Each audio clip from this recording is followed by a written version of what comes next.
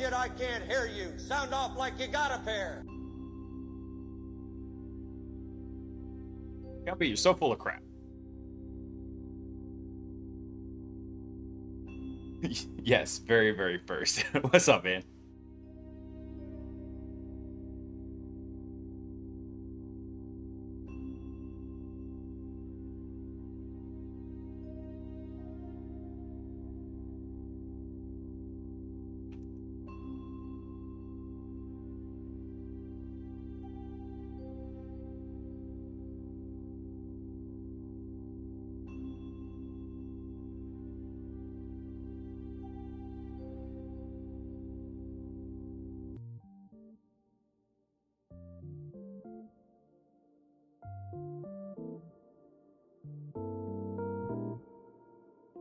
I wasn't even sure if the background music was playing.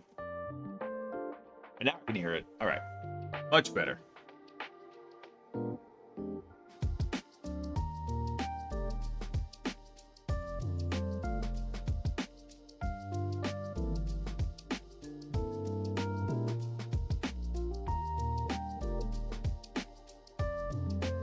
Cool. I thought about trying to find like some old, like, retired game music that was MIDI format to see like if any of them still are under copyright and maybe use them. I grew up on MIDIs.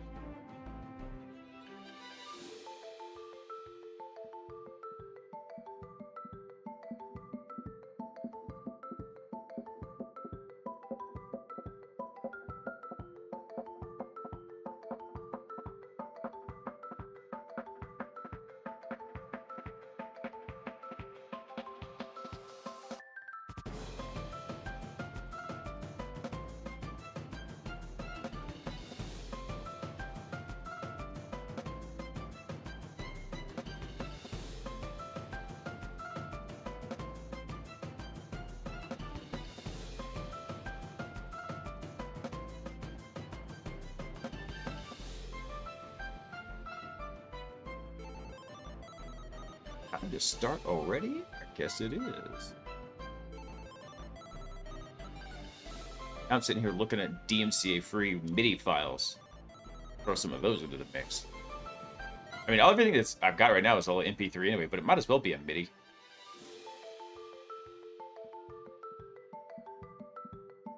Right, let's get started. What's up, everybody? Hope everybody had a fantastic Sunday. Actually, had a really good one. Was able to go take the kids four-wheel riding for the first time in, I think, dang near 2 months. So, I had a good time with that. We finally got our cross-country track open, and it was killer. It's really good. It's like 2 miles worth of track, and it's in this heavily wooded area, but it's a nice wide track. There's it makes a big loop. It's great. The kids had a fantastic time.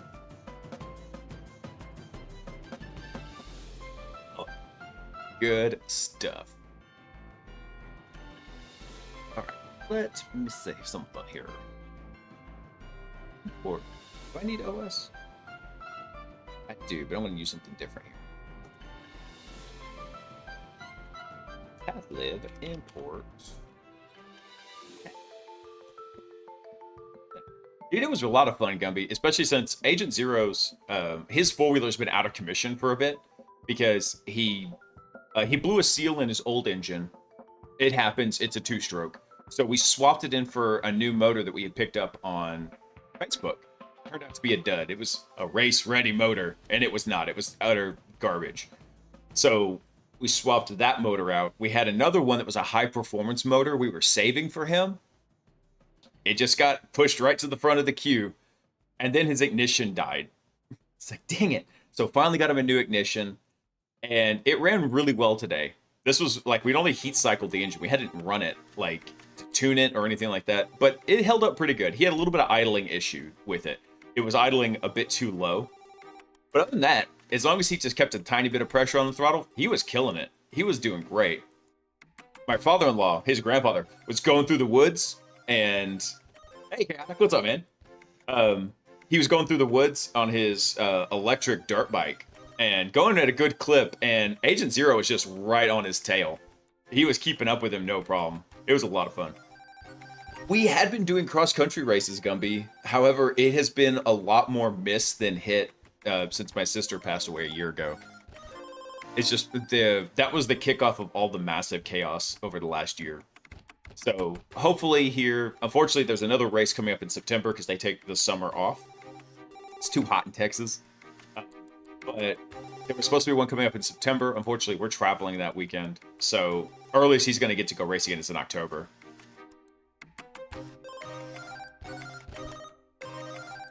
Let me change this. Let me look at something here. So last night we were working on implementing the custom import system. And so we'll have to go make some changes to browser agent, which is fine. This is fine. Everything is fine. But with that, what we can do... In fact, I think I can take out this initpy. I don't think I actually need that. What was in there? Nothing. Nothing that we're not going to get out of that. So... Oh, crap. What did I just delete? Don't delete that. No, delete this file. We actually don't need this. Where's the delete option? Yes, delete. No, just cancel. Don't. Just delete the file. There's nothing to refactor. Okay, just go back. There we go. Alright, we don't need this. Yeah, dude, especially, so usually I think May might be the last race before we take off for the summer. So like June, July, August, there's no races. It's just getting too dang hot in Texas, right? So September's not too bad. October's not too bad. December is okay. January is usually when it's freaking freezing outside. That's the hardest race because it is cold. Gotta bundle the kids up. They just look like little puffy things on their four-wheelers. And Peaches, I'm sorry, were you outside this whole time? Oh, poor baby, you're okay. Put Peaches out when I got back home about 45 minutes ago. She just got let back in. She's like, you abandoned me forever. Let's see. I think I'll probably just rename this from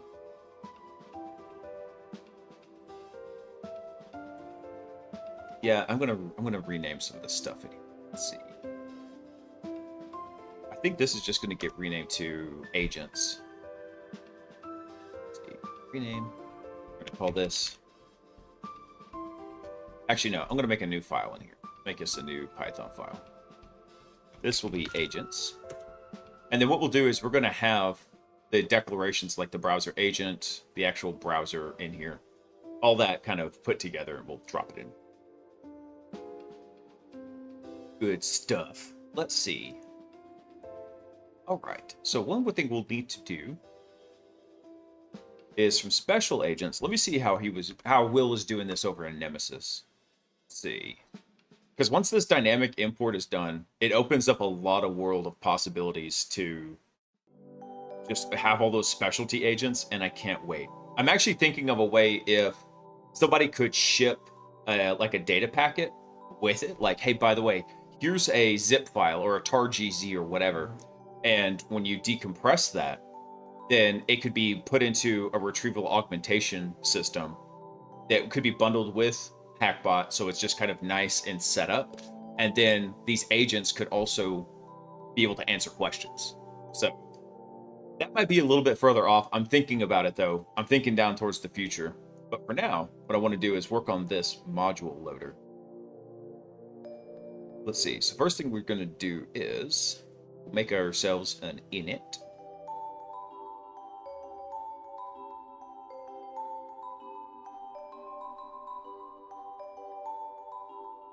Okay, so all we're doing is we're getting the modules directory. Path file parent.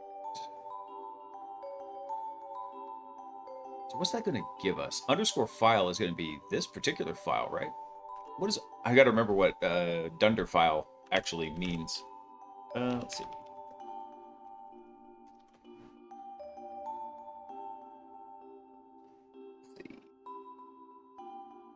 This is the parent directory where the program resides. Okay, so in that case, it would be like main in here. So if we're running it from here,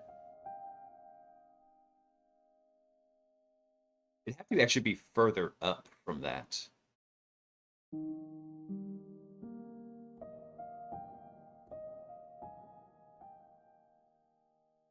Do we have an init file that we can reference from? I don't. I just actually deleted it because it wasn't doing anything. I could always put it back. I'm trying to think of how to reference this so I could run this particular section of code to test it. And so one thing I could do is over in the env file, we could put the path to it in here. Yeah. Oh, let's see. Let's see. I want to stress this out. So for file, when we execute this, eventually this is all going to be executed from the main right here. Check something.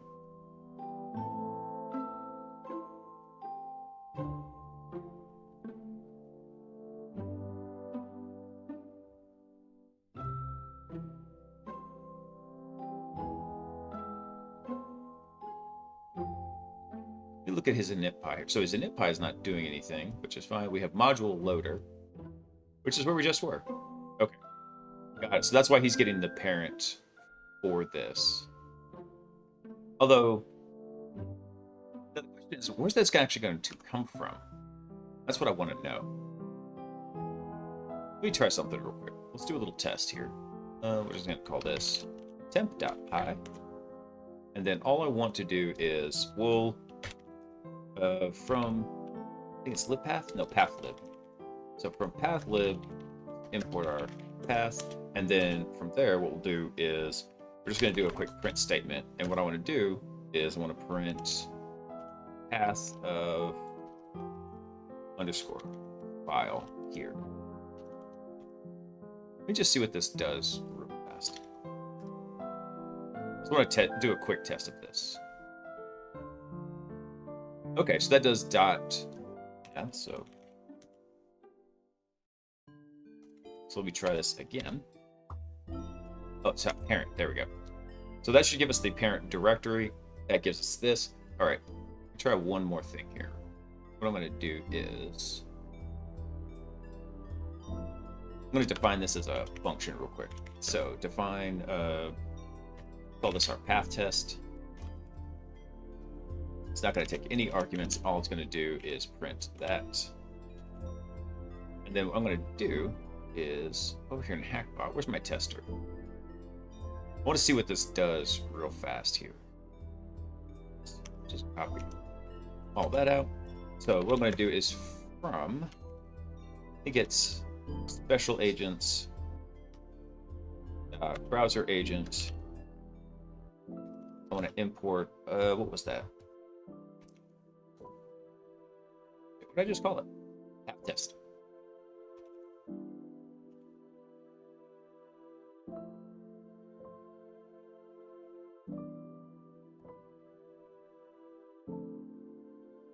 Here we go. My audio was really quiet. I thought the music wasn't playing.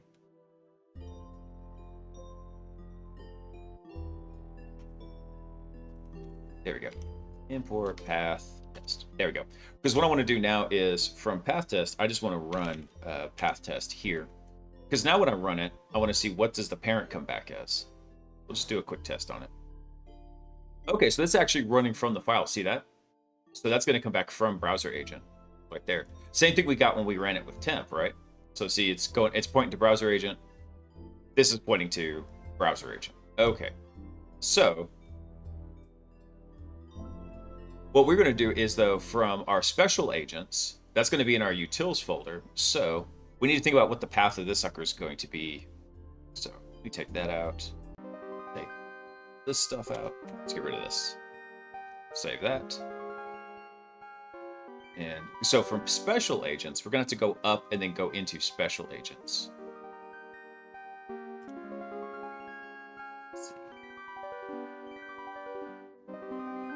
Yeah, so if this is working in here, where's that? That's in our utils folder. So we want to go up one directory.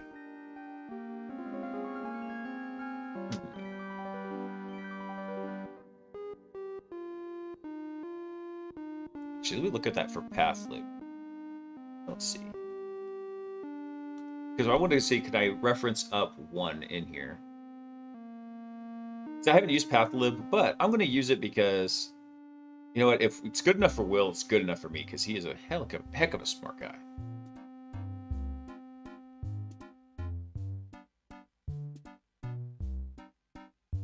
Peer path. What do we have here? Where's like our relative path?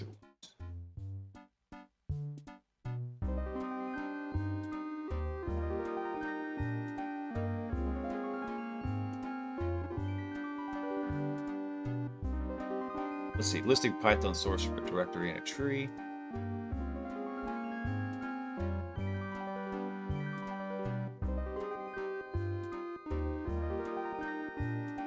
So a pure path object provides path handling operations which don't actually access the file system. There's three ways to access this. So you can get the pure path, and then from the pure path, if a segment's an absolute path, all previous segments are ignored. Okay. So actually, we could just do that. I mean, we could just double dot it and be good. So I think what we want to do is we want to do path dot, I think it's join.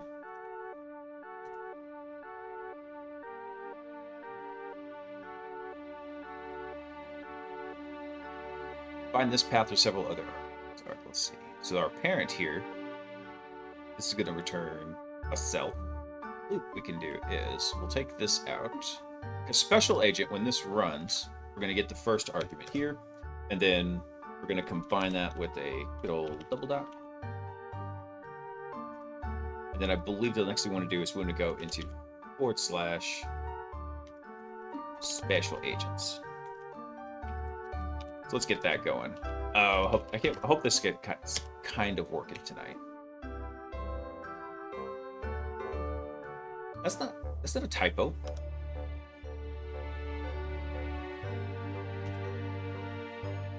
Wait. Yeah, no, that's correct. Get rid of this stuff because that was old stuff in here. I think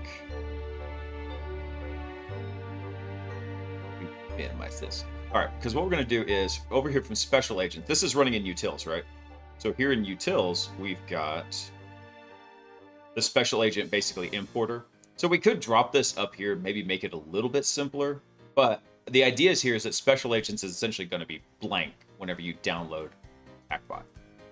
So I'm going to put this over in utils. It's going to go up one directory, go into special agents, and it's going to list all the directories in here. And when it does that, then we're going to look for this agents.py. The agents.py will have a defined variable that's going to come and import all this stuff. I think that's flipped back. Let me take all this stuff out. I'm going to comment that out real fast.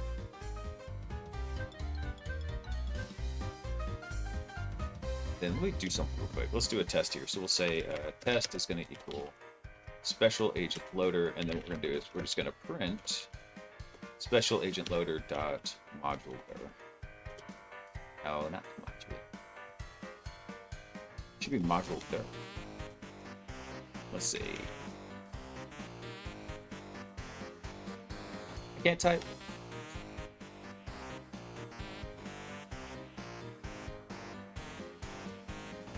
That should be fine though.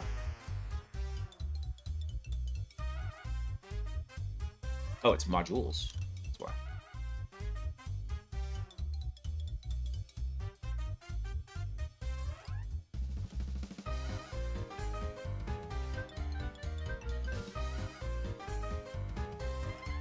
I think this will be alright. Let me just run it and test it with. Full send. That's right. Now I'm curious. I mean, this is something that's always going to confuse me about classes. Is that here when the init gets called, we set self module stir to this.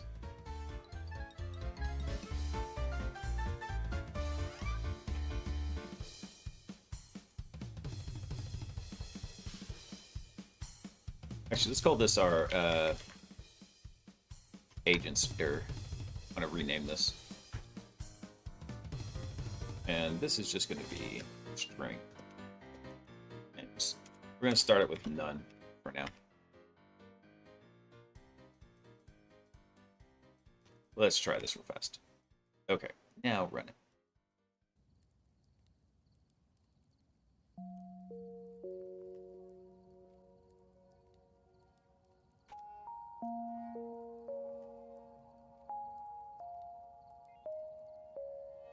Why is it not calling the init function? Right.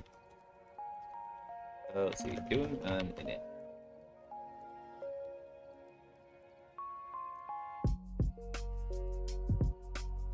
Oh, you know why? Because I'm a freaking idiot.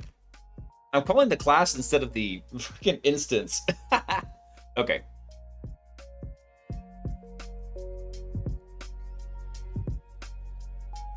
I think that's where I'm screwed up. There we go.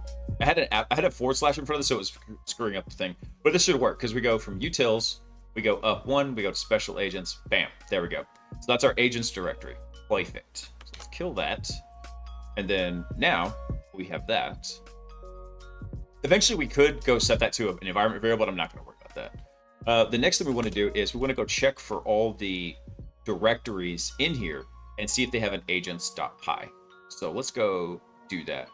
So what we'll do is we're going to just make another function here. So we're going to call this, let's see, maybe search for agents, load agents. This would be a selfie.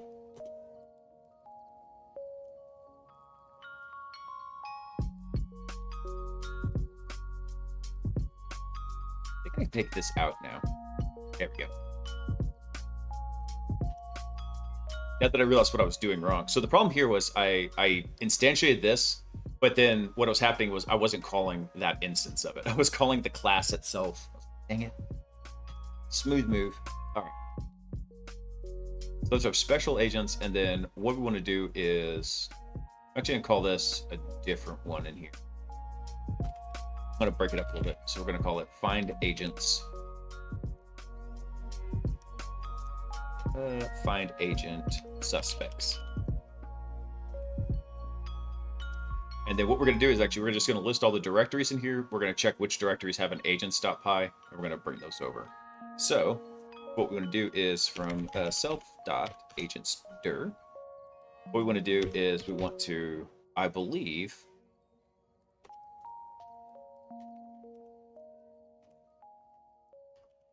is it list? We did find a way. Yes, we did. All right. So using pathlib, what we want to do here. Listing Python sources files in this directory tree. Oh, could we do that? Actually.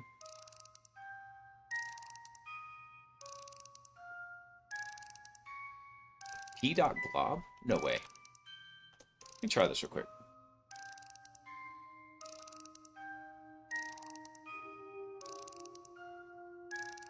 So I think this actually would be self agents .glob. What does glob actually stand for? Iterate over this subtree and yield all existing files of any. Okay. So what we want to do here, according to our little example for glob, is we just pass it what we're looking for in here. So but we don't look for .py. What we want to search for is agents.py. And then what I want to do is, after we do this, let's go to test, and then we'll do underscore find agent suspects. And then what we're going to do is, oh, I need to set this to something.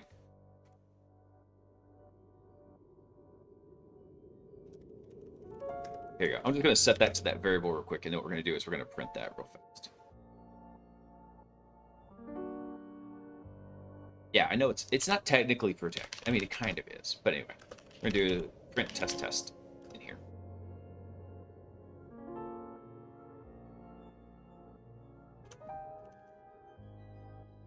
Oh, we got to convert that to a list. Yeah. Do is send that to a list, and then we'll do it. There we go. Cool, so it did find agents.py. Let's do a little test real quick. Make a new directory, call this the foobar agent. And then inside foobar, create a new Python file. We'll call this agents.py. And now, when we run this again, we just want to make sure that what we're going to get here is we're going to get a list of 2 different agents.py in here. Which we do. We get browser agents, we get foobar. All right. Delete. Goodbye. Delete those. Okay, cool. I mean, that works out pretty well. So we find our suspect agents in here, and then we go check and see if we can import them. So for the import logic, let's go draw some inspiration from Nemesis. So he does an install module dependencies. It's defined on 35. He actually calls it on 66, which was in load modules. Okay.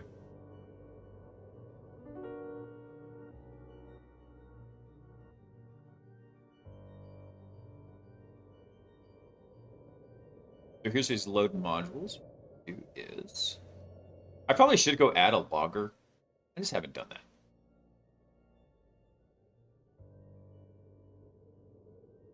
So from the spec, what we're going to do is, where's he going to get this from?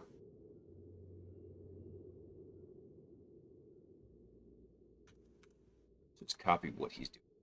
So find suspect agents. We'll do another definition. We'll call this load agents. Yeah, let's do that. Load agents. Not going to take any arguments. And what we'll do is for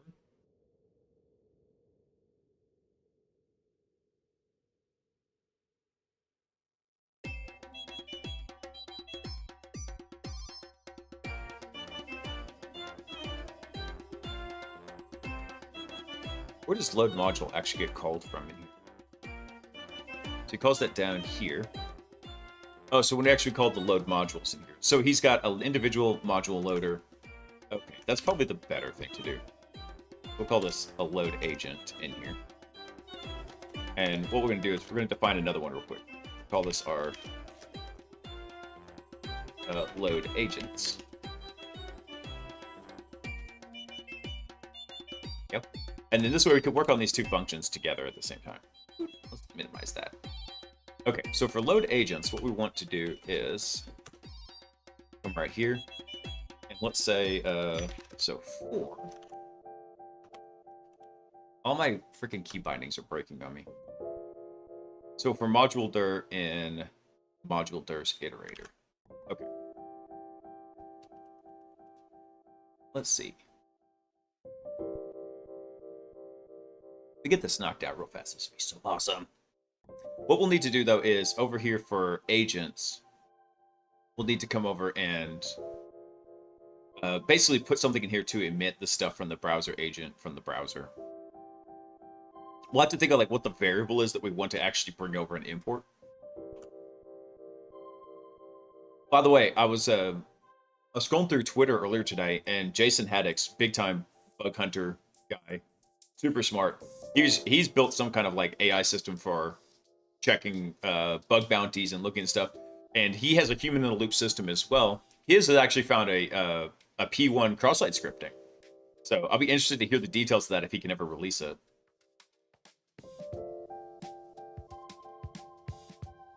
Let's see. Where's modules dir actually get defined?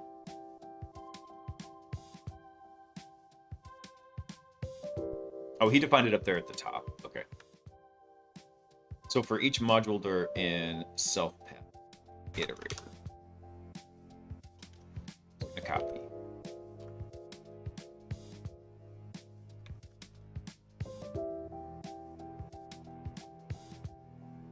But instead of module, we're going to call this our agent dir.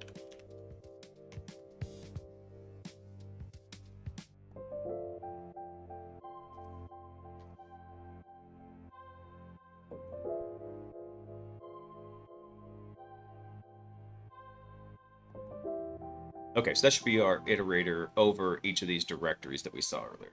Perfect. Okay. So for each of those, what we're going to try to do is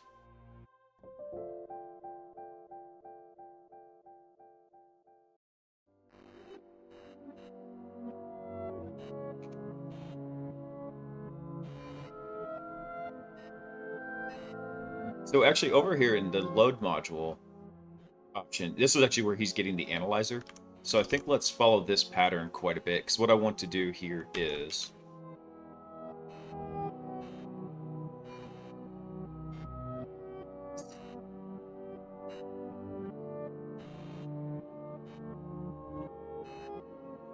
so he just defines the modules directory. See that? Yeah. So he sets the module directory. He doesn't do any enumeration over it. So actually, we can just get away with this, I believe.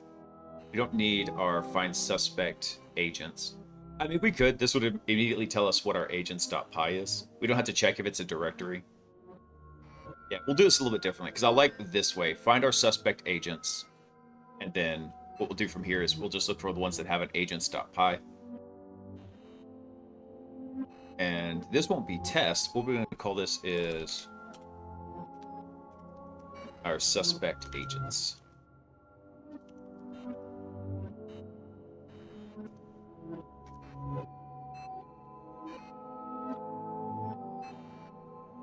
Let's see. Yeah, then what we'll do is we'll just, I know what we're going to do. So what we're going to do is we're going to iterate over this sucker, just like so, except we don't need this iterator, because agents, suspect agents is already going to be a list. So we just iterate over the list for this one. Hey, X, what's up, man? Going with the motion of the ocean.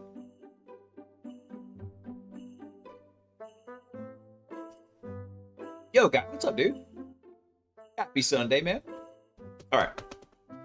Let's see. So what we'll do is this suspect agents, that's going to give us a list of everything that's in our agents directory and has an agents.py. So we're going to enforce this structure where you have to have an agents.py, and then we'll figure out what the structure that's going to be. And we'll do that like kind of on the fly here. Let me collapse this down. Because what we'll do is for our agents.py, this is where we're going to basically import the browser agent. So probably could go just collapse those down, but there was a reason for keeping them separate. And the reason is this file here, browser actually is, believe it or not, like the main agent, and the browser agent is more like a wrapper around it that makes it into a LangGraph variant. And that might seem weird, but that's kind of literally what it is. Caution. A virus has been detected. Where underscore is underscore X virus detected in the network. I was wondering how the text-to-speech was going to handle that. What's up, X? What were you working on, man? What's crack-lacking? Raiding with the oh shit.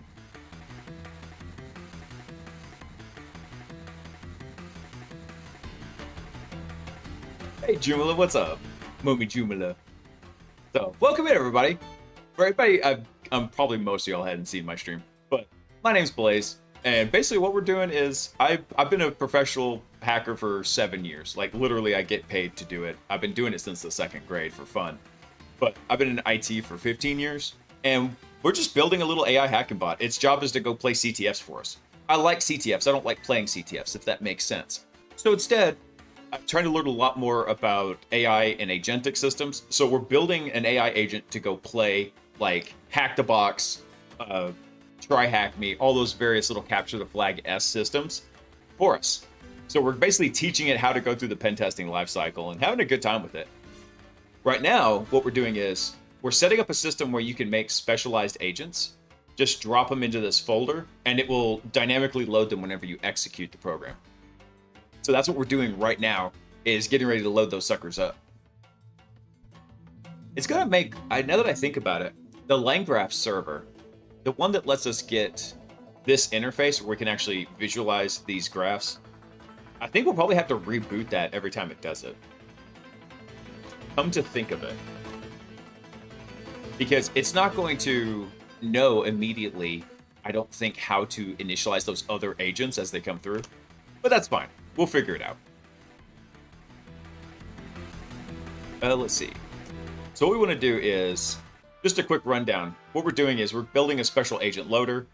It's going to go through and find the correct directory, and then we're going to find our suspect agents. In fact, I think I'm going to just take this out of here and not worry about running that. And we're just going to drop it up in the init up here. And then we're working on these two agents. One that kind of goes through and actually executes the load, and then one that handles each of the individual loadings. Hey, Nesto, what's up, dude? Man, it's a good Sunday, dude. I had a great time. Took the kids out 4-wheel riding and having fun. How do you keep it sandboxed? Everything's pretty much running in Docker. And so what happens is when we execute this, let me bring up the main graph here. So all of this is a supervisor style setup. You're going to crash on me, aren't you? Killing me. Work with AI engines, and really just one framework, which is LangGraph and LangChain. But we're using Claude on the back end right now, Claude 3.7, not even using Claude 4. I'll probably start testing out different ones whenever we get to, when we finish up the Stinger agent. And of course, now it's not going to load because it hates me. Let's see if it'll load up now. Of course not, because why would it? Would you stop upgrading my stuff? So I'm having a little bit of a fight between Poetry and UV. UV is the new package manager. And see if it loads. There we go. All right, here we go. So this is the main overall workflow, everything. So this is Stinger. So what it's going to do is it's going to take some user input. Stinger is then going to it's a little bit kind of baked at the moment, just because it's a lot of scaffolding to make it run. But one thing we're going to do is Stinger is actually going to basically take an user input, get it, and start developing a list of tasks on what it needs to do. And then it's got primary agents that it can use to handle different tasks: recon, enumeration, exploitation. This one is just an artifact. There will be a post-exploitation agent over here too. We're currently working on this one right now, exploit. And as it flows through and it runs through these, Stinger eventually, right now it's very dumb, It's going to basically look at the data and create a new list of like tasks that need to be handled, and then it will hand those off over to our different agents as they happen. So one of the things we're doing right now, though, is these agents can't really handle. Yeah, let me pull up the exploit agent here. Did you really just die while I was doing this? I hate you so much. There we go. Well, anyway, here, let me zoom in. So the exploit agent here, you can see it's got a couple different workflows to it. One thing we want to be able to do, though, is whenever it starts processing the steps to do the exploit, a lot of those require a web browser. So what we're going to do is we're going to give it another specialty agent that it can call kind of off to the side that says, hey, by the way, I need a web browser, and here's what I need it to do. And then it can start doing those things. Then later on, we can start adding new specialty agents once we get the dynamic loader done. So basically, it's only going to work on the stuff that we tell it to go work on.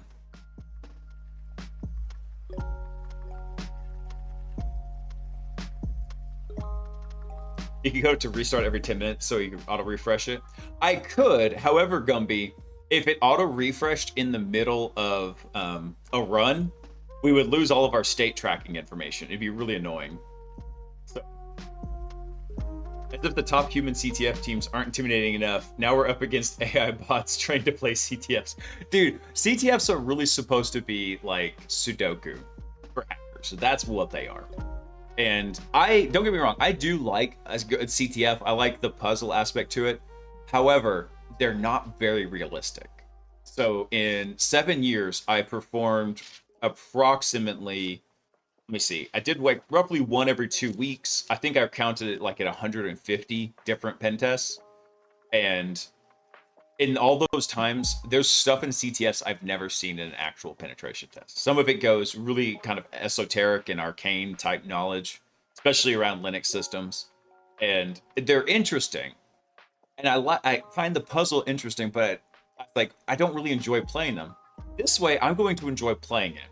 Because eventually, what we'll have is Stinger. Are you seriously just broken on me right now? Okay. What's going to happen once this is kind of all running is we'll have Stinger here, and he'll have a human input loop where he says, hey, I don't know what to do. Go prompt the human.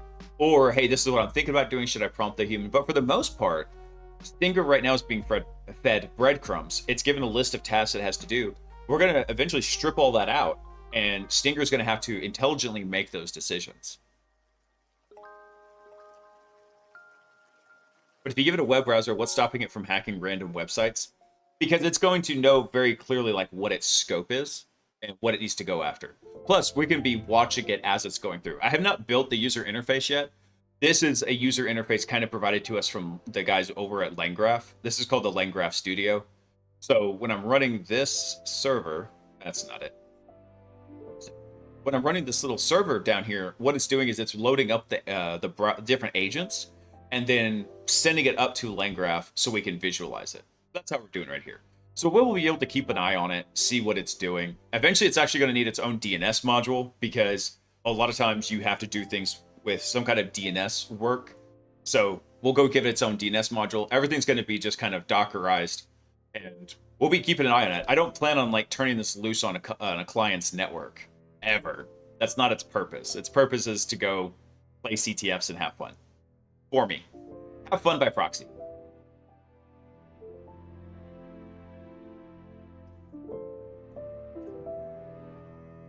One of the things we could also tell it is, hey, this is your scope whenever you're acting on things. Eventually, it will be able to operate in like multi-system environments. I've already got one planned that I'm going to test it against. But right now, CTFs are usually 1, maybe 2 systems that you have to work through. And the 2 is kind of rare even. Usually it's just one system. It's got some exposed service, or more often than not, like some kind of a web server on there. You go compromise that gets you your user shell, and then you've got to do a privilege escalation to get your root shell, and then you go grab the flag. So this is all the main target is right now. Eventually, I do want to add the other pieces to it. So we actually keep track in here. We bring this over. So what we've got is each of those nodes gets a state table, and it's kind of like its book of truth. It doesn't know anything outside the state table, and for now. But what we're going to do is we keep a list of like all the hosts that we're tracking. So we say, okay, it's going to have an idea of like what the first host is because we're going to tell it, hey, there's the IP address of your target. Go scan it and go check for it. Or we could tell it, hey, by the way, your scope is, the /24 network. Go scan what you can in there, find a way to escalate in the environment. So that's kind of what the overarching plan is. Right now, we're just kind of hacking around and finding out. Working on this dynamic loader, because then that opens it up to where we can do more specialty agents and have some extra fun with it. Eventually, those specialty agents also should be able to run independently. And then in that case, you could go run that one agent. And when it's running, you could just use that agent for something. So if you don't want to run the entire, exploit workflow, you could have it go through and do something. In fact, even, now that I think about it, where is it? There's not going to be really anything stopping you from whenever you execute this, once it's completed its task, just coming back to the user, it's like, hey, by the way, I did all this. What do you want to do now? And just letting the user kind of walk through it. Make it less open-ended and more specific. Yeah. We're going to hack around and find out, Gumby. That's right. Yes, we are. Yes, we are. If I ever get worried about it, though, Joomla going out of scope, then what I'll do is I'll add network restrictions to it, which you can do in Docker. You can restrict like what it's going to. I'm actually not really that concerned about that. That's right. Hack around and find out. All right, let's see here. So what we want to do is, so coming back here, what we're doing is we're getting our agent directory. We get a list from that directory of where all the agents.pys are. And then what we want to do is we're going to iterate over that list of suspected agents here. And then I'm just going to do a quick check here real quick. I'm just going to have it print the agent right here. And then, let's see. What I'll do is call it load agents. And in fact, I don't even need this anymore. Let's take that out. Let me just run this real quick, because what it should do is just print the one agent it found. Oh, hold on. Actually, hold on. Go back here. We'll just throw a pass in here real fast. Yes, don't do nothing.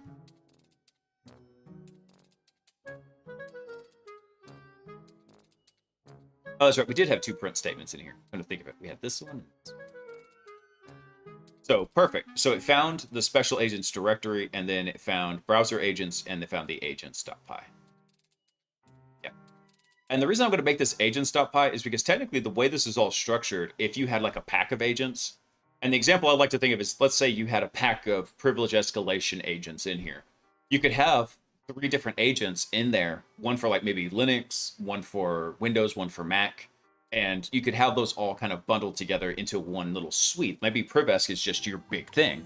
Or if you just had a bunch of specialty agents that handle different types of privilege escalation in Linux, you could have those agents kind of stuck in there. Just however you want to structure it. I wanted to make it to where you didn't need to do one directory per special agent. I wanted to be able to like nest them together if that was your plan with it. Let's see. So by importing that agents.py, it should have everything that we need to get the rest of the agents that are in that bundle. And I'm drawing a lot of this inspiration from another project, well, actually from 2 other projects. One is Nemesis, which is a really cool project if you've never seen it. And the other one is actually from Comfy UI. So Comfy UI has this kind of custom node management injection system. So you literally go into the directory, you git pull down whatever the custom nodes you want to use in Comfy are, and then it will load them up. So this is where I'm drawing a lot of the inspiration on how to do this.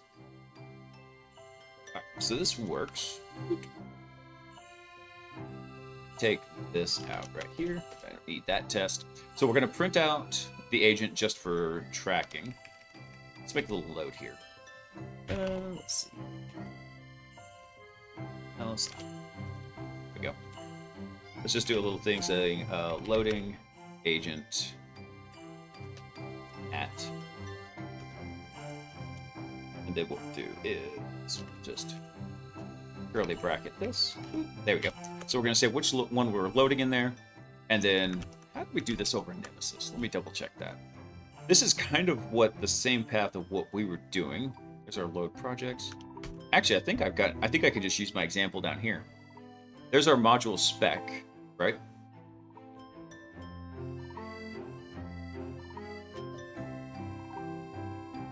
So he's loading module spec as well from here.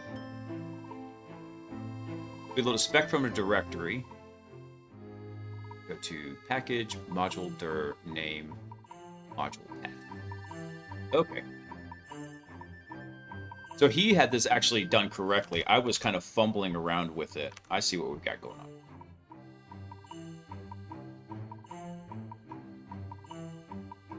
So where's he getting the package from? So we'll bring in the analyzer. Module dir name, we've already got defined up above. There's our path, module dir path. We just pass in whatever our agent path is here in our loop. Actually, I take that back. This is actually going to be up here. Damn it.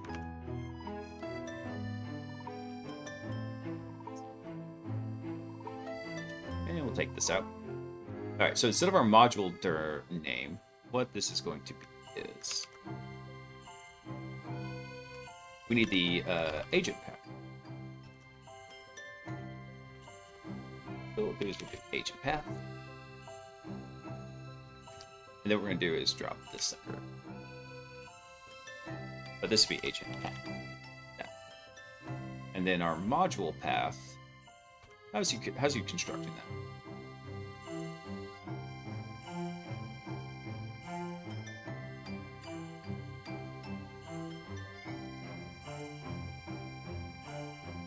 Hold on, let me see how he's constructing module dir real fast.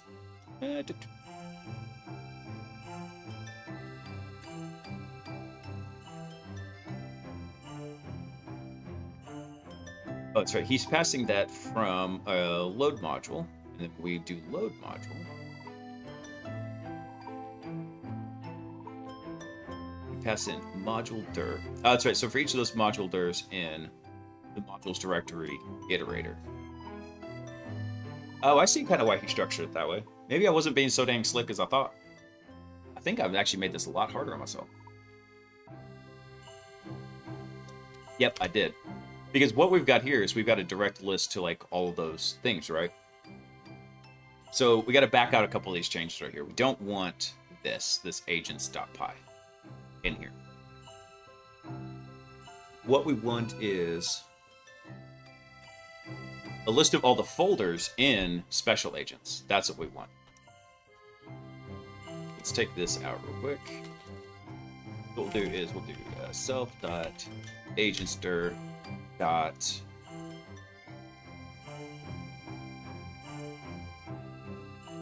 actually, I don't think we even need that, come to think of it.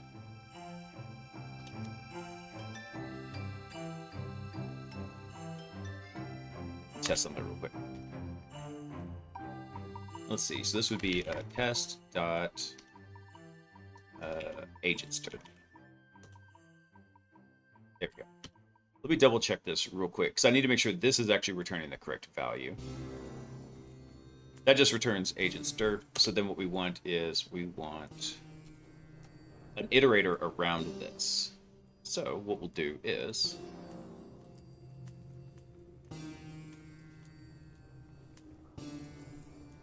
take out a bunch of these spaces here. Let me take this out.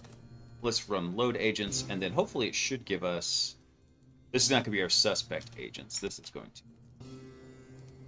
for self.agentsdir. I think it's iterate. Iterator? I think this is what returns it. Let's see.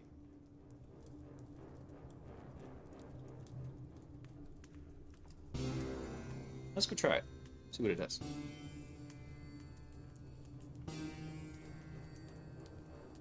What if we can get agent.name in here? Okay, perfect. Yeah, this will work. Now we can get the agent.name out of here. Excellent. So loading, perfect. Okay, so now that we have agent name, what we'll do is, I don't think this is imported.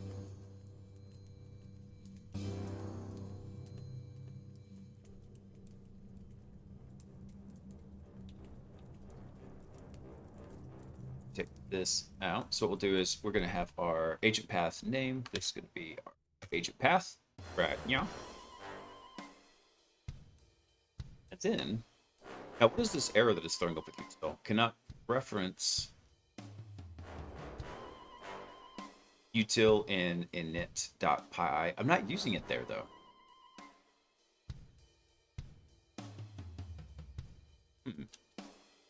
That's right. We're going to try this real quick. Let's see. So what we want to do is...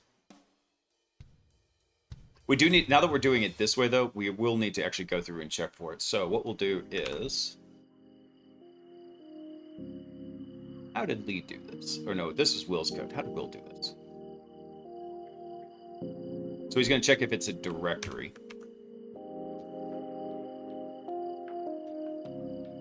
So, yeah, I'm cheating a lot.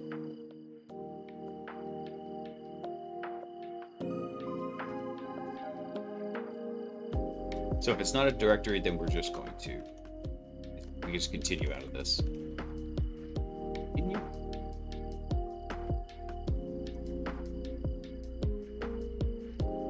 Then what we do is we just do await the self-load module. Oh, so he defined all these as asyncs in here. See that?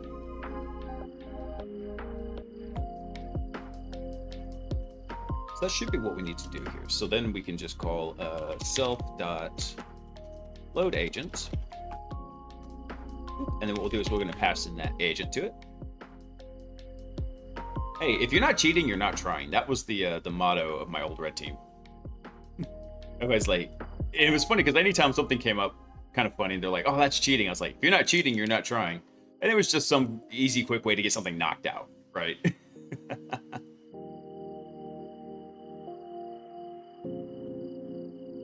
And what I don't get in here is why this is throwing such a fit.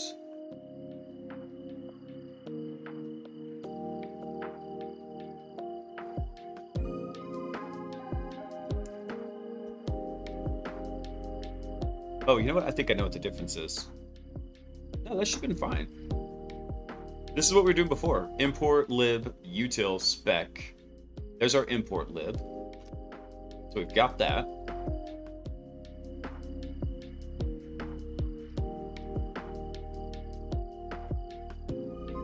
I think that's a fake error. I don't think that's an actual error. I'm going to ignore it for now. Because what we're going to do is... Make sure I got this right. So we'll do... This is going to be the name of it. Agent path name. And then we do agent path.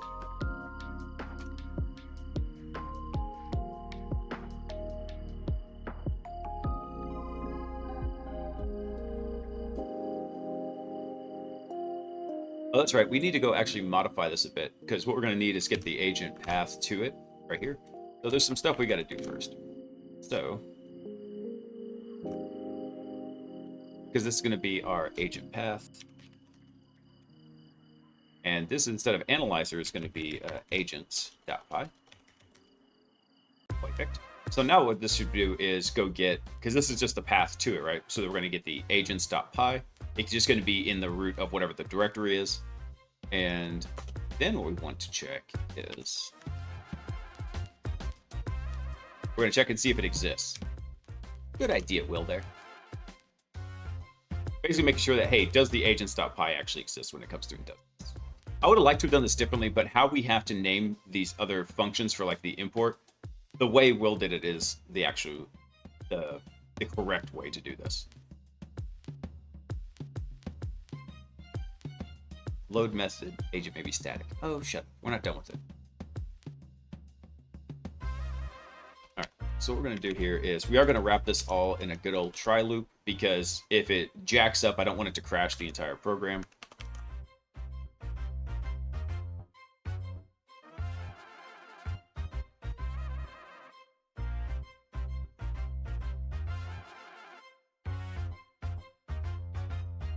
Then we should be able to just load that from spec right here, which was essentially what we were doing down here, right?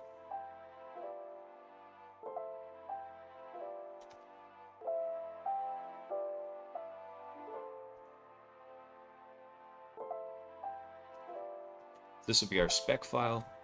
I don't get why import lib is throwing a fit about util though. This isn't in init.py. What does this error actually mean?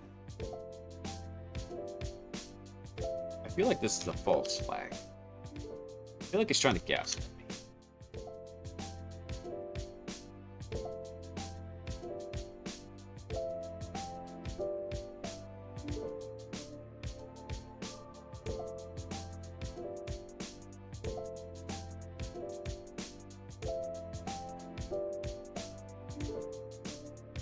So for all proper coding etiquette, you should include a dunder all statement in your modules. So this is actually the question you hear.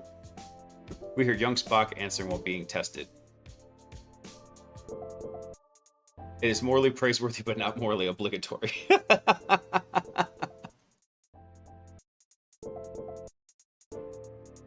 Okay, so we'll probably need to actually have an init with the double underscore, but it's fine.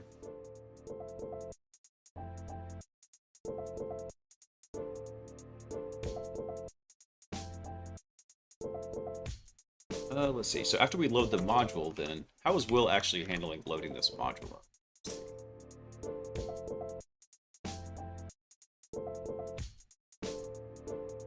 So if the module.parent is not in the system path, this adds a module directory to Python path if it's not already there. Do we need to do that? I would think it would be in the Python path. I don't know if I'm going to need that. But this is actually going to be really important because we're going to need that spec loader in here. So why would you do this? There we go.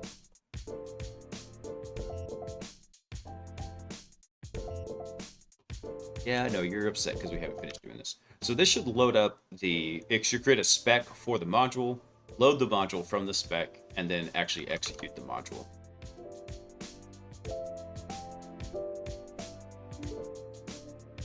So in here, what he's got is he has he's looking for in the module if it has an attribute called create enrichment module. If it does, then it's actually going to go through and execute it. I'm not going to be so worried about that because that's not part of our enhancement. What we should essentially have is over here in agents.py, right? We'll have something that gets exported that says, hey, by the way, this is the mapping for these guys in here. And browser agent would be something like, I'm debating behind this also. Hold on, we wait for the ads to finish up, and I'll explain the debate. I'm thinking about how to structure this guy.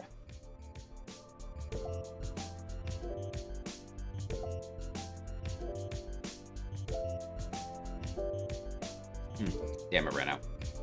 Not sponsored by Jocko yet. I'm working on it. Now I got to get my knee checked out. By the way, if anybody wasn't on last night's stream, when I was in Seattle for training this past week, training was really awesome. Thursday night, we decided to go out for a little celebratory end of training dinner with everybody. I'm running to cross the street to catch up to a couple of my coworkers, and I just ate it on the curb and just bashed my right knee with full force. So it's nice and swollen and stiff today. I can still walk around and get around pretty well, but whew, I bashed it up good. Good evening, Bobby. What's up, man? All right. Let me get y'all's opinion on this. I'm thinking about this in two ways. Here we go. So what I'm thinking is in our agents.py file, agents.py. That looks terrible. Hold on. Let's try this again. So over in agents.py, what we're going to need to return is basically a list of our agents, right? So our agents, I'm thinking, is basically just going to be some list. I'm thinking if I don't want to make that a different structure, though. Like, hey, should this agent be exposed to everyone? And so the other option is, I was thinking, do we maybe have like agents, and then for the key, maybe we have like the agent name. And then for our variable, do we maybe have like a list of the agents it should be exposed to? So for example, we might say, hey, this browser could be used for like recon and exploit as an example, right? It's like, should we have that in place? Like, should we have an explicit mapping? Or maybe there's like an all option in here, right? Where it can be used by all these agents. I'm trying to think if there is a real detriment to having it split this way. I can think of one use case where if we have this agent kind of set up and it's off to the side, it could lead to some interesting rabbit holes by not being able to access it. Let's say, for example, maybe there's some enumeration we could gather by going and examining the website and clicking around and just like having it simulate manual browsing, right?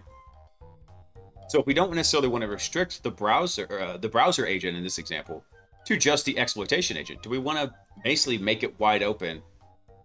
Or to go with the privilege escalation example, that's not going to be real handy for recon and enumeration. It might just be handy for the post-ex agent or the exploitation agent. I haven't quite thought about it yet. Browser agent for web-based and agents for everything else. Well, I mean, we only have the 4 primary agents, right? We have recon, enumeration, exploitation, and post-ex. And in reality, post-exploitation and exploitation are probably going to bounce back and forth. Really, it's going to kind of dance between each one. Recon and enum, they're kind of fuzzy as to like which one is which. So they can kind of share workloads a bit. However, as I'm thinking about it, I was like, I'm kind of leaning towards this structure where we say, hey, by the way, this agent is usable by all. Ooh, okay, cool. If it's usable by all, we're set. Or, hey, this agent really only makes sense to be exposed to exploit and post-ex and not to recon and enumeration. So we could give an example of, hey, don't expose this to the recon agent. Ultimately, yes, it is my call, but I'd like to get feedback to see if my logic makes any sense. I'm kind of leaning towards this structure here, where it's going to be a dictionary where we say, hey, by the way, the agent name is probably actually going to have 2 variables to it. Because we can't have multiple agents in here. So what would that look like? Let me see here. Let's go with the second example of the dictionary in here. I think what we'd do is we'd have something like our, let's say, agents. This will be a dictionary. And so let's say, for example, we have agent 1. And the 2 things we need for agent 1 are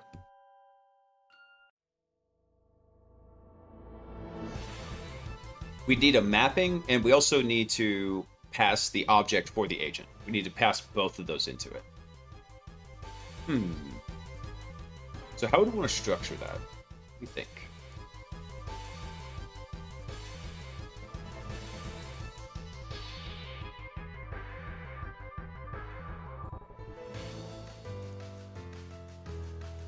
Agent shouldn't touch recon? Not necessarily, because eventually I did want to make a bbot agent. So that would be, rather than, like, for example, something that's like or maybe, for example, eventually I get around to making an Azure agent.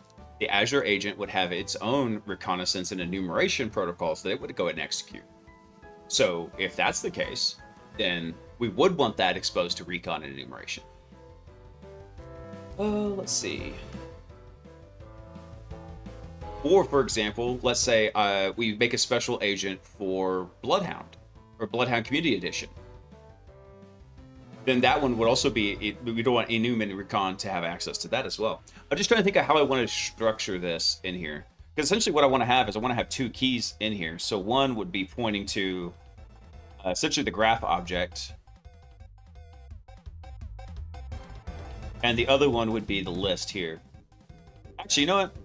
That makes sense. What we can do is we can just, like we've done everything else in here, we'll just make it a list. So the first item in the list is going to be whatever, it's going to be the actual like graph object that it's going to call, whatever the function is. So we'll call it our graph object. And then the second item would be like, let's call it the agent list of which ones to expose it to. Yeah, I think that would work just fine. So we get the first one, that's the actual object that gets the actual graph, this fella right here. So see how this, we have our browser agent graph, it would be this guy in this example. So it would be this object, and then the other one would be the list of the agents that it can talk to. So actually we could make that kind of like a nested list in here.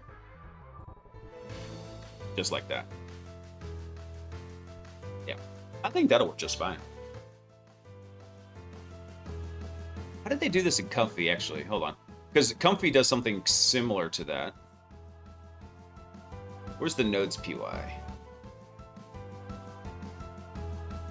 See how they map this in here. Here, wrong.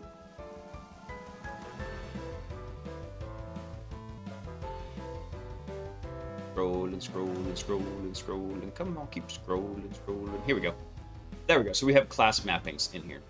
So what they're doing is this is like the friendly name, this, or like the display name, and this is the actual function calling in the background.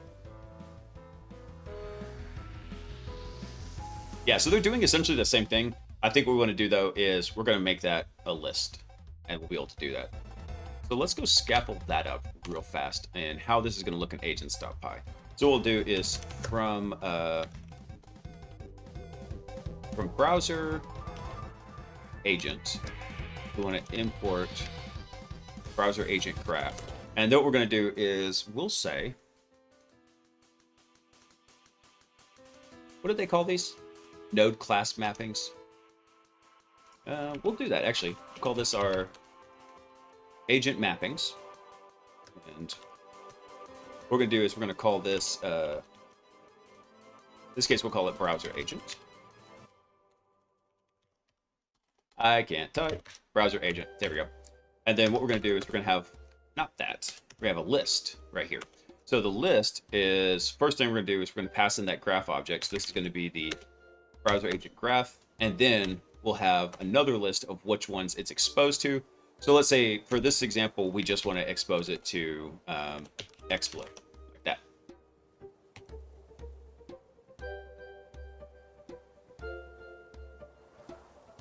In fact, let's just give it a better example here. So what we'll do is we'll say we want to expose it to recon, and we want to expose it to enum and exploit. So we're going to basically say we're going to include everything but the postx one.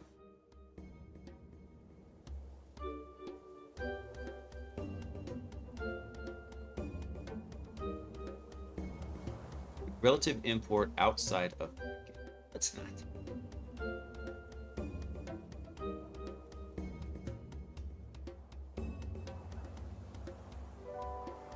It shouldn't be outside the package, should it?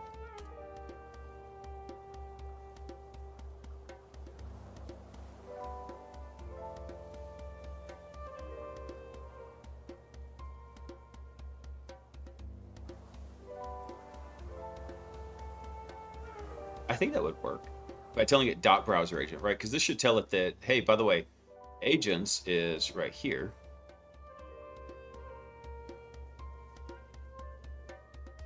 Yeah, from .browser agent .py, or so from .browser agent should reference this one right here.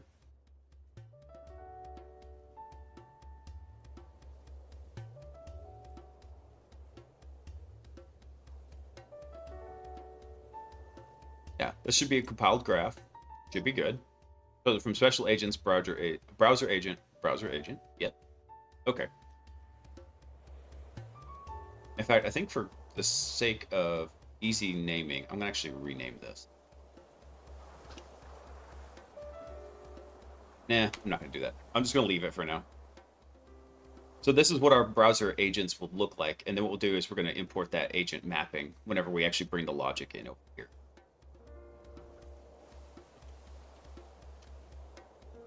Let's go back over to the Nemesis code and use it as an example.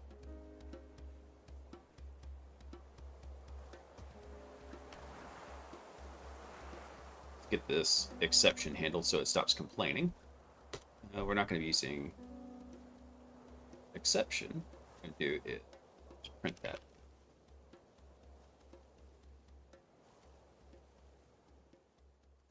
Grab that. Agent path name. There we go.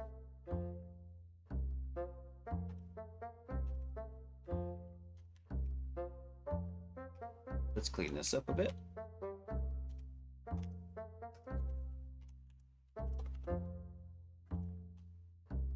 Stop being so helpful. There we go. And then let's do another print here. So we'll say this will be E. Yep. Just like that. So we'll raise the we'll print the exception. We'll raise it. We'll say it failed, and then okay.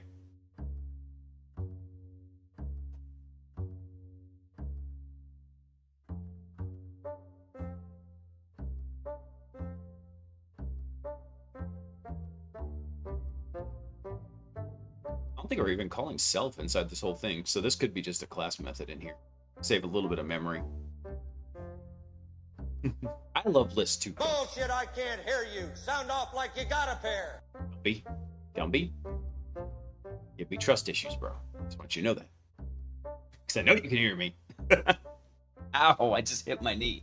Ow, shit. And now my chair's breaking. Ow. Yeah, my knee is like really swollen and hot. It's definitely inflamed. It's not happy. It doesn't help that my kids want to jump on me too, and they just bang their little knobby legs into my freaking knee. That's brutal. Alright, let's see. So after we load the module, what we're going to need to do is we're actually going to need to grab that and expose our stuff to it. So in this case, he's looking for create if it has a create enrichment module. So what we want to do is we're going to check if the module actually has an attribute. Actually, let's just do this. I want to check and see what we've got from this. So I think what we want to do is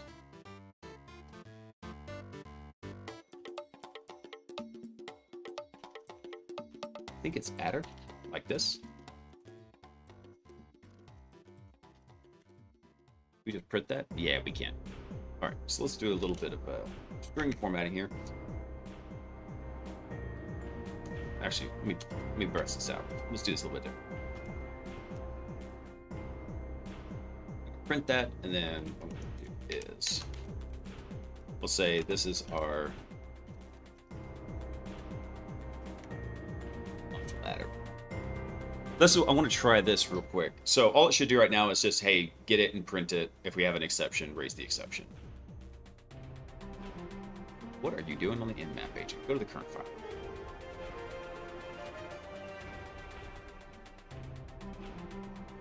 What do you mean import lib has no attribute util? I know import lib does. I used it just a little bit ago. I think it's trying to help with package. I think PyCharm is actually trying to help with package management, and it's jacking everything up since switching to UV.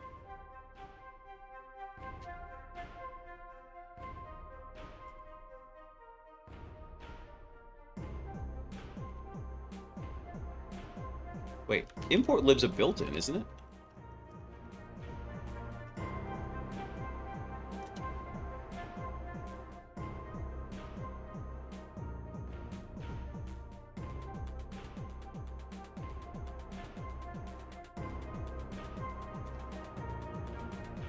Why is it saying import lib doesn't have a util? I know import lib has a util.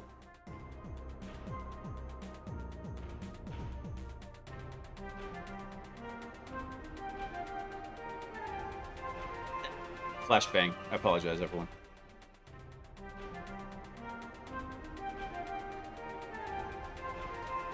So why all of a sudden is it saying that it's not?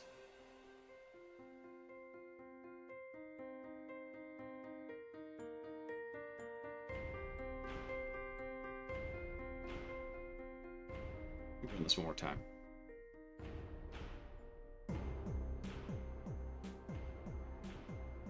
Module import lib has no attribute util. I know it does. Hey Palmer, what's up, man? I'm fairly certain I didn't use the name import lib. I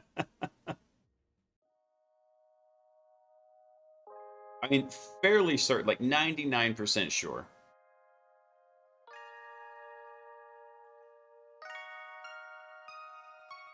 Yeah, so it's actually just failing because it says, hey, we don't have a util. I was like, I know import lib has a util.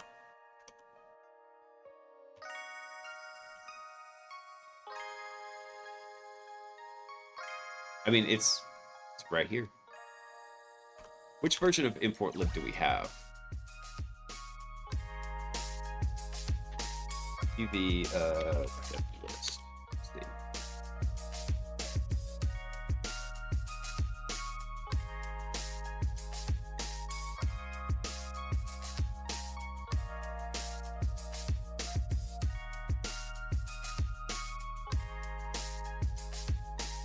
Let me try something real quick. Let's do print import lib. Does it have a version? Okay, give me the all real fast.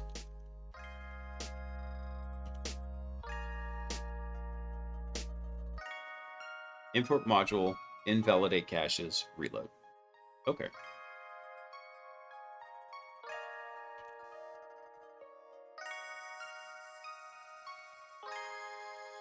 Just gonna examine this real quick.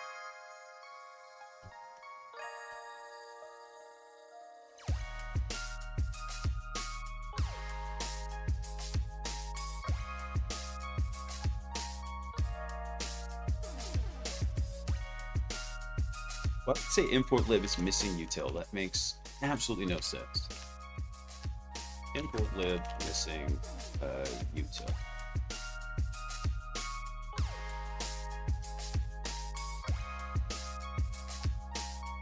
Wait, Python 3.11 doesn't expose util anymore?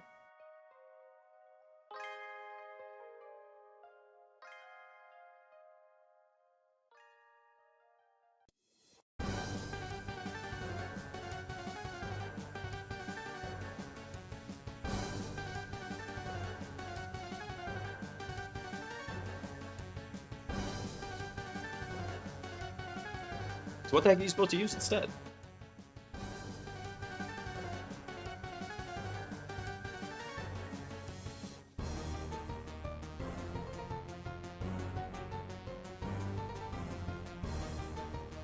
Peaches.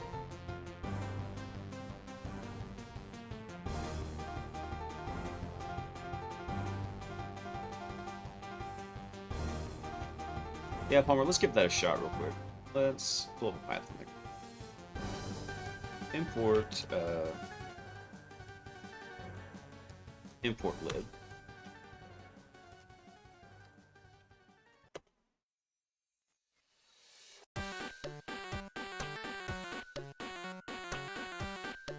It even says it's got a freaking util right there, guy. Come on. You're killing me, Smalls.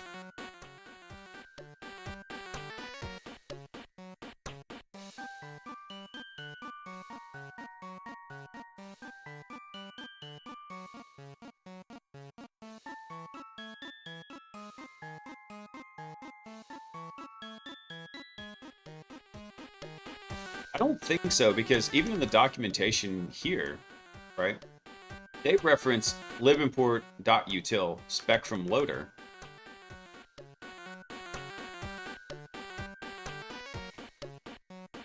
Try that.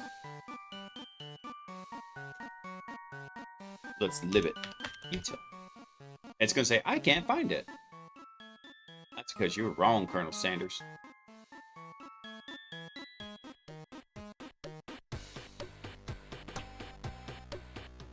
This is so weird. It literally says even in the help that it exists.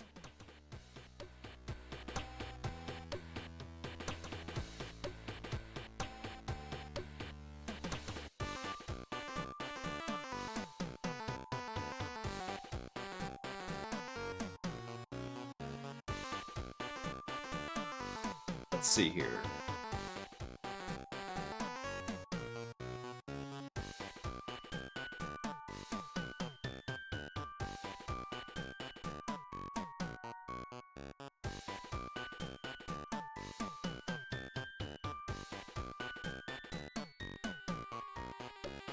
Somebody would show me it in the browser. Doesn't.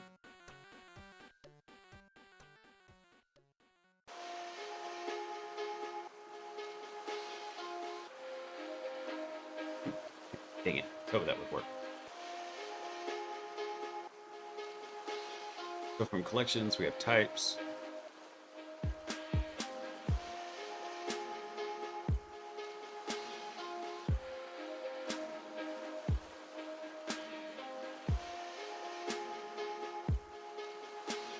So if sys version info is less than 312,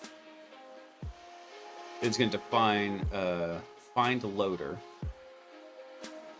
this way. That's not what I'm looking for, though.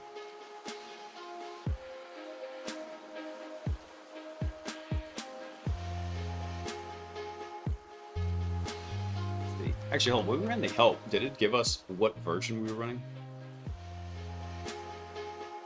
I mean, we're using Python 3.12.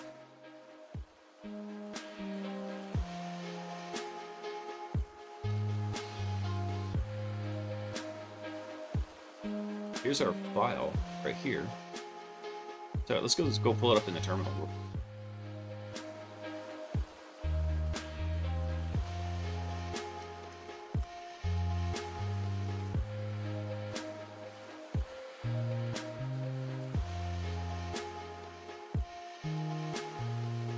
What's the matter, Colonel Sanders? Everything's not working. And look, there's util.py right there.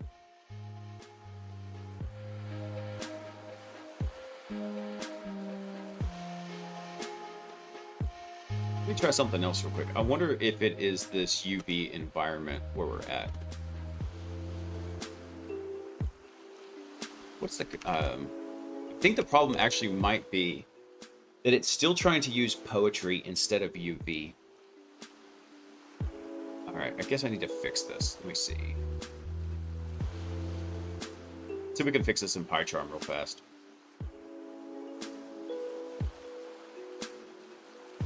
I just imported import lib. Do I need to import like import lib.util?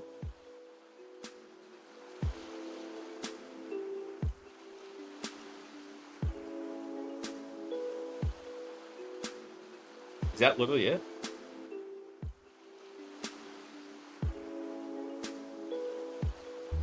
That makes no sense though. I would have thought if I imported import lib, it should have the util spec to it. But there we go. Well, now it seems to be working. That doesn't make sense to me though, why that would be.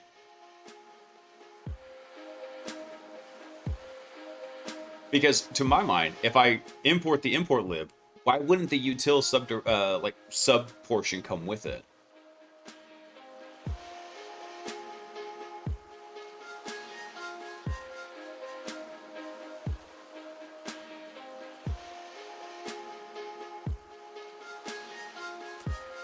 Do a print here. Module path doesn't.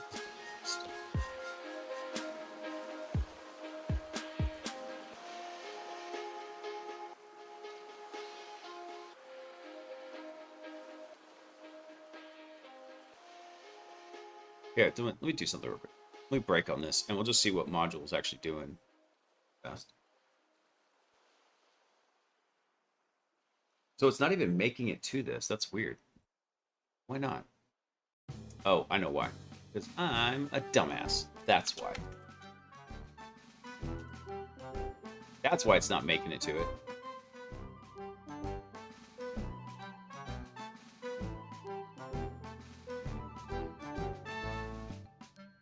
Because it's its own file, it's not a function within the program itself. So it's like an add-on module. Gotcha. Alright, well that was rude. Let me see, where else are we using import lib? If that's the case, then I'll just stick to... I'll take you out.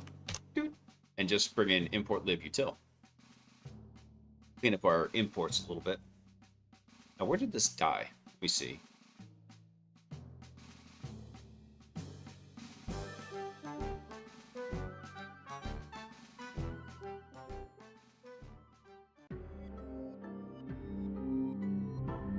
So from here on module, it didn't like importing from our spec. So previously, we did this from our underscore init.py. This time when we're bringing it in, our spec file actually points to the agent path, which that is not correct. That's why. Agent path comes in here. We called this the module path. Got the wrong variable in.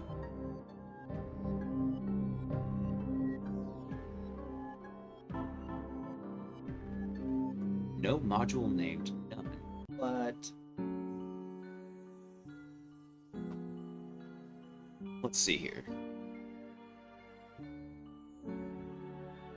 Here I thought doing these imports was going to be real simple. So we have, okay, so we have an agents.py, or yeah, set up in here. So the error it's throwing up is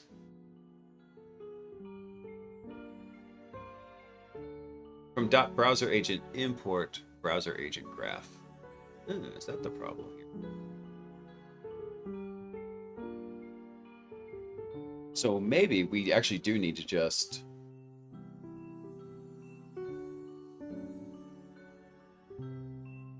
yeah, I think that's what we're gonna have to do with this.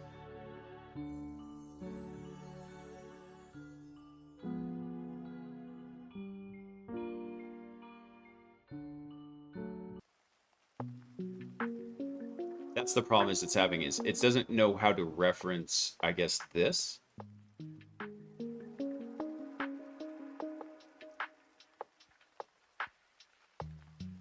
Let's see if I can break on this line real fast. No, wrong button.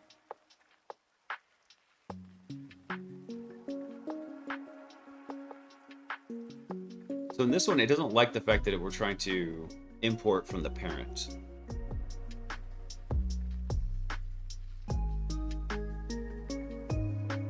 Okay, I thought I needed that dot in there, but I guess that maybe that was what the issue was. Let's try it again.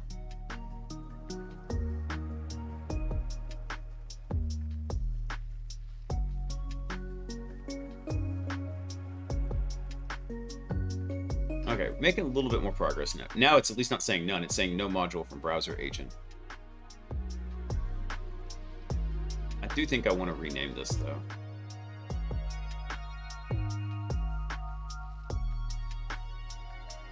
I think I want to keep this a little bit separate from here so I can keep track of like where it's actually getting this from. Let's rename this file. Let's just rename.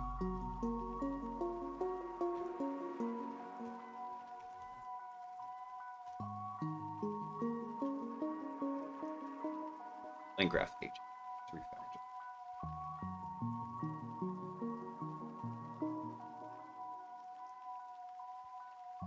Yep, there we go. So our LangGraph agent is not what it's liking.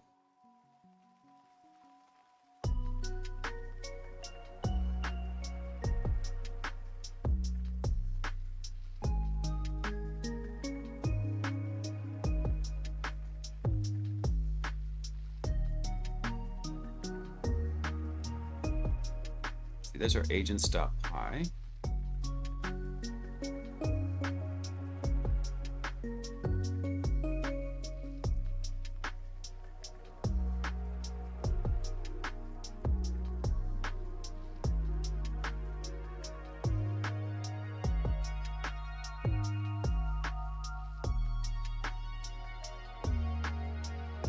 I think that's the problem. Hey Palmer, I'm trying to think about this. It looks like what's happening is when agents runs, it does go get the agents in here. It tries to run it. It's looking for LangGraph agent in. It's looking for that like in the installed Python modules and not finding it, rather than looking at it relatively here. I think that's the problem with it, and that would explain why Will over here.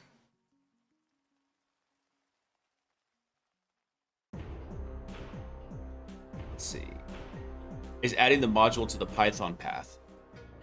That would explain why.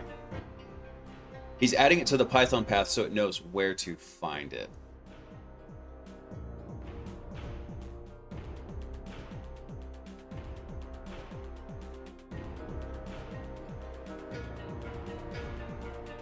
Yep. I believe that's why it's doing that. Okay. Sneaky, sneaky, Will. I'm on to you now.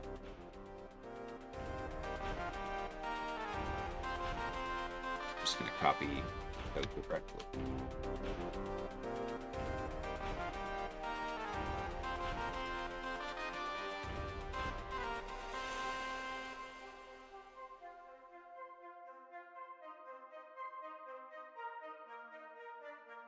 Okay, so this won't be our module dir. Instead, let's collapse this guy down.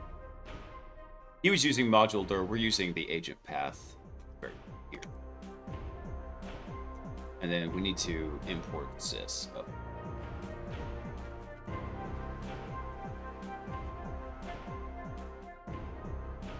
Okay. So yeah, this should add it to the, and then be able to load the module.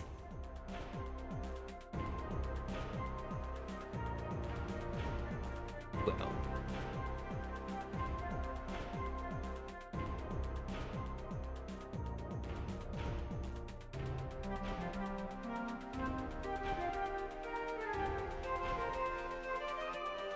So what's our agent path dot parent?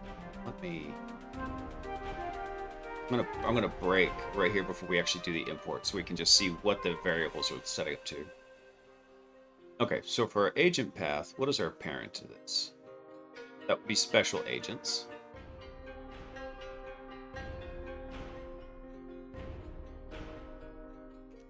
And let me double check something. Yep, so that's our module dir, which goes directly into wherever the, in this case, the data enrichment module is. We have analyzer pi. So yeah, this should be the correct path rotation.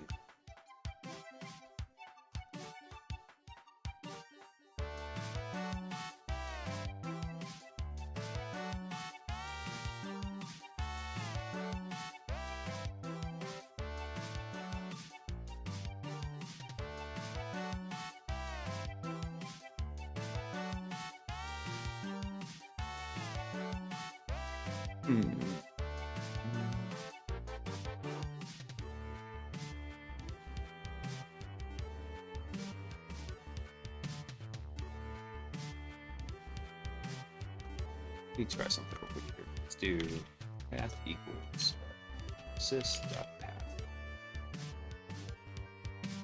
Let me rerun this. Because what I want to test out is what's actually coming back in path over here.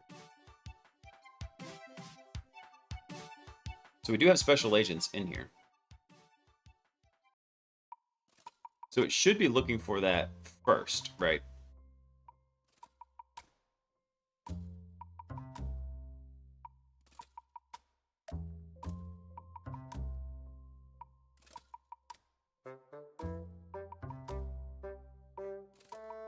I think I'm gonna have to. Let's see.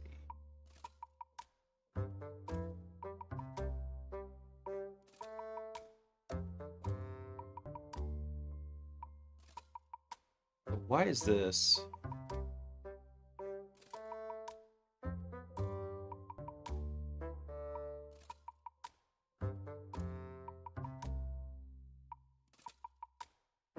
So from LangGraph agent, import it, module not found.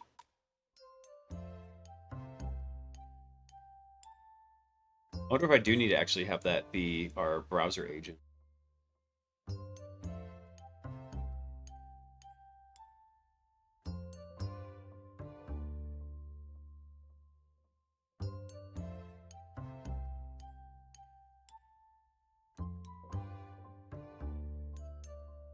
Think about how to structure this guy. Oh, I thought I was gonna be able to knock this sucker out real fast tonight, but true to form, it's gonna be a pain in the butt. That's all right. Like I said, this is a really important part though, because once it's done, the sky's the limit for the specialty agents. This is gonna be a really important function once we get it finished.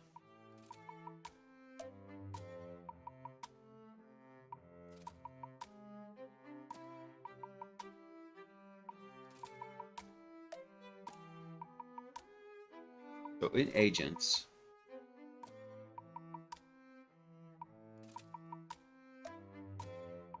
let me double check something real quick over in Comfy.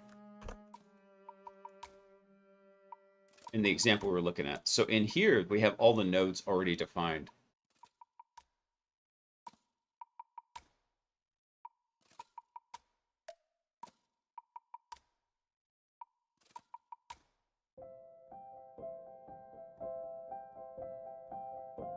See what he's got for diffuse helpers. Okay, so he's got a couple of different relative imports in here.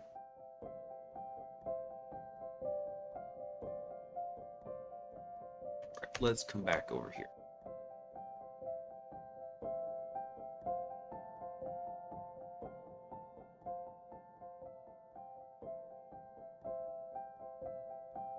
I think actually what I might need to do, think about this.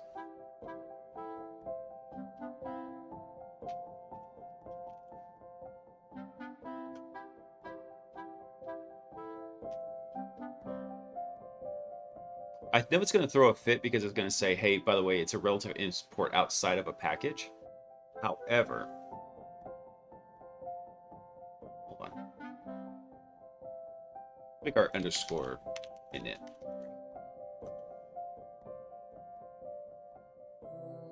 Now it doesn't complain about it. So even if our init's blank, we're going to eventually throw like an underscore all in here where we have it reference everything. We'll have something in here. I'm going to just put that in there as a placeholder for now. I think that might actually fix it.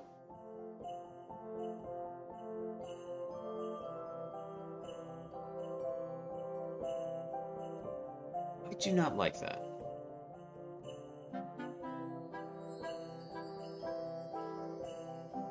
That's weird.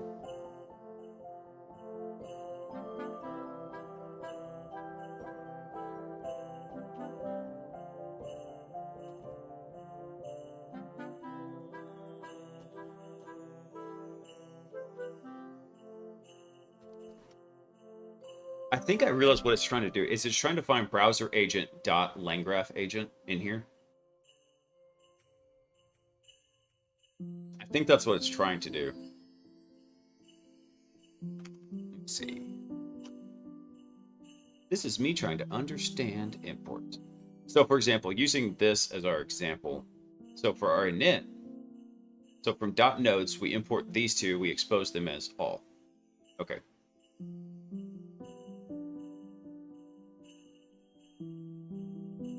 So we expose node class mappings. Let's go make this our scaffold over in here. So for our underscore, what we'll do is, so from dot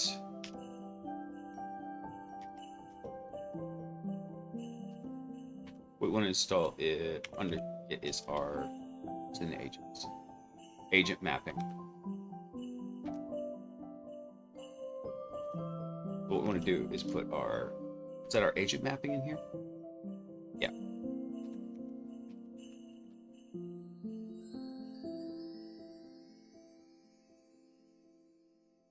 I think that will be good. So the error with loading the agent was, it says no module named none. And so when we're trying to bring over agents.py, right, this is when we had the dot here. So it's trying to tell it to do, tell agents to do a relative import of LangGraph agent right here.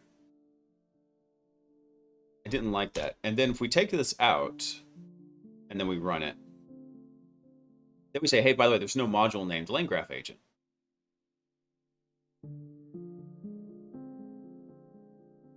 So I think I see what the error is happening, is that it's trying to find LangGraph agent when this really should be like browser agent.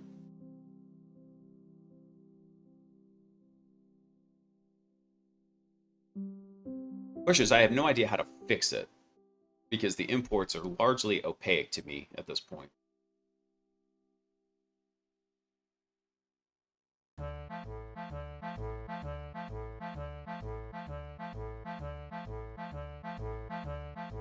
Because what we're exposing here is this guy right here. Here's what I'm thinking, though.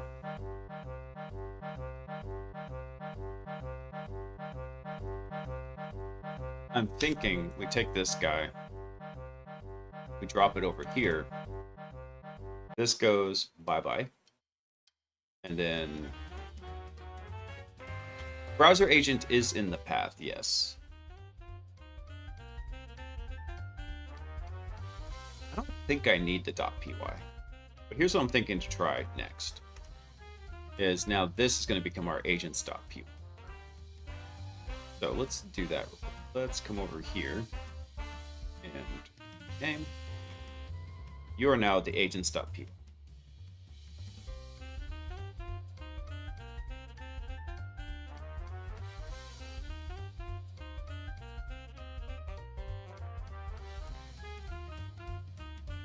So the kicker is, Palmer, I thought about that.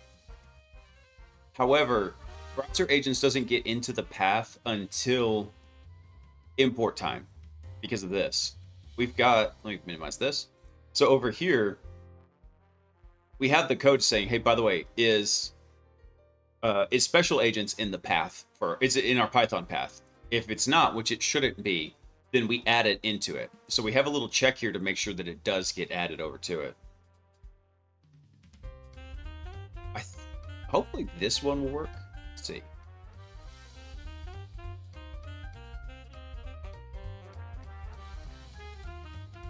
All right, things are progressing. We have a new error. There's no attributes here.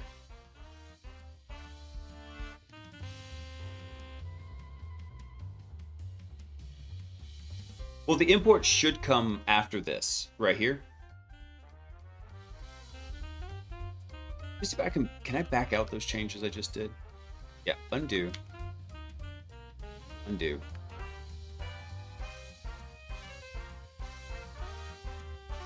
Let's see. This one I don't mind. And so we have our agents here. So this will have our agent mapping. This is our LangGraph agent. Let me take this back out. I'm going to back this up a bit. I'm going to try it your way here, Palmer. Because it looked like it actually did load. That was awesome. But I want to see if it works with your method. So I come over to agents.py.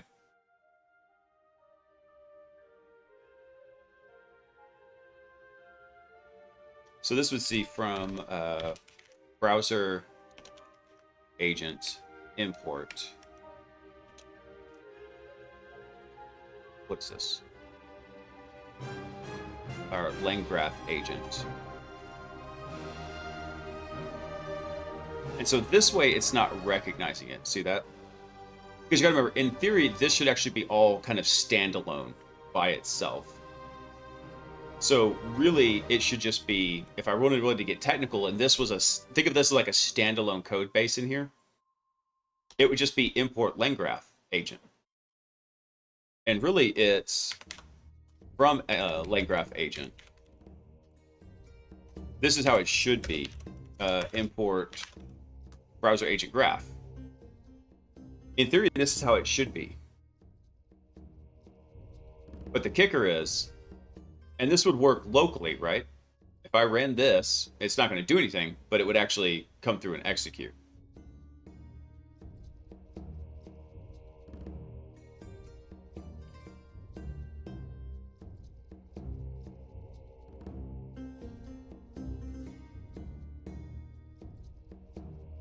Yeah, because what happens here is the import doesn't actually happen until after that.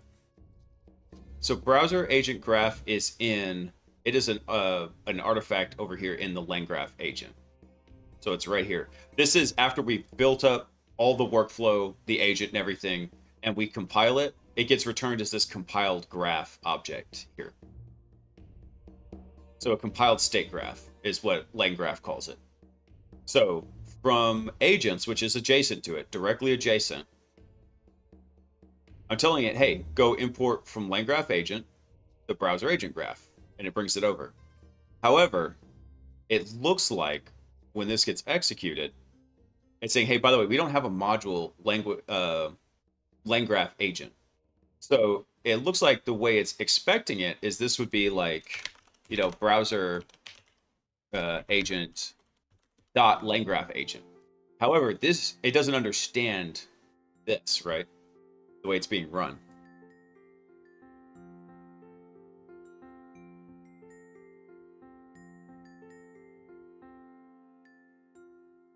Run that? Here, let's try something real quick. We'll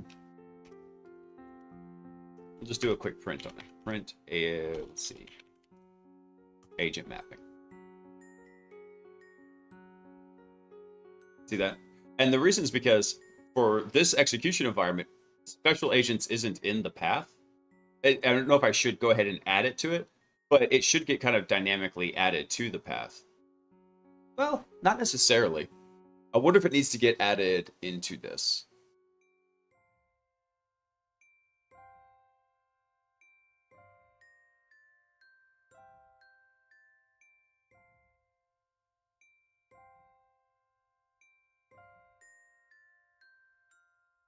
me think about this.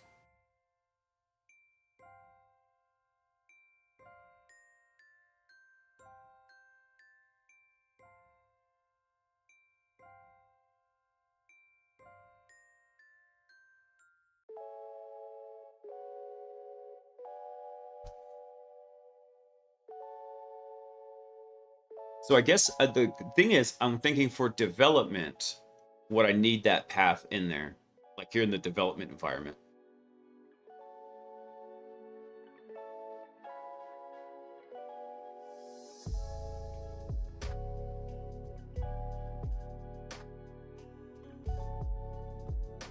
Let me try something. Let me check something real quick with poetry.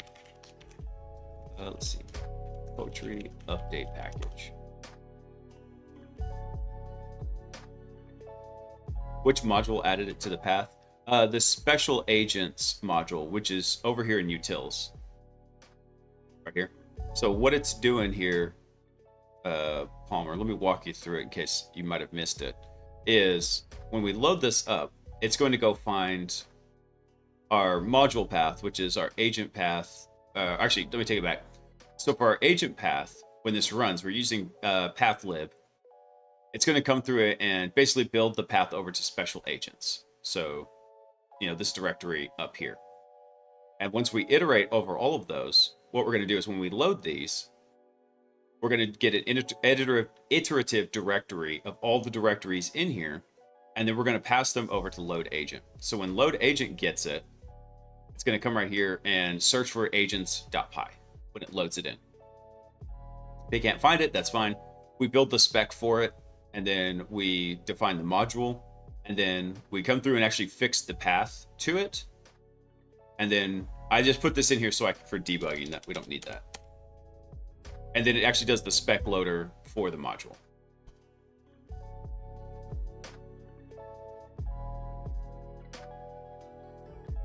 And so from here, we get a circular import reference when that happens.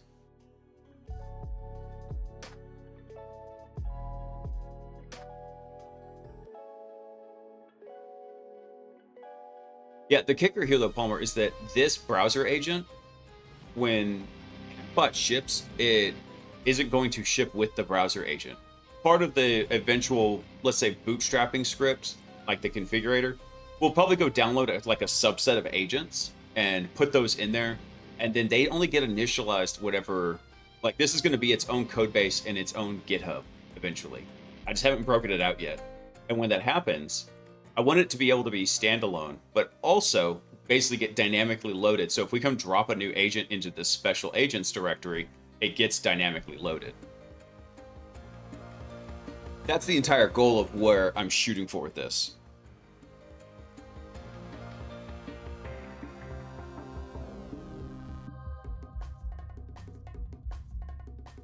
Let me go look at something over in Nemesis real fast. Let me duplicate.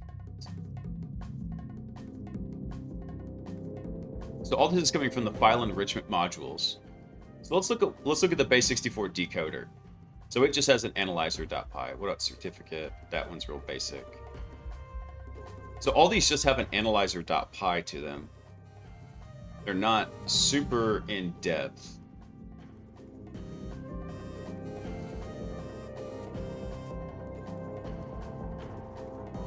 Okay, so how is Analyzer bringing over dpappy helpers?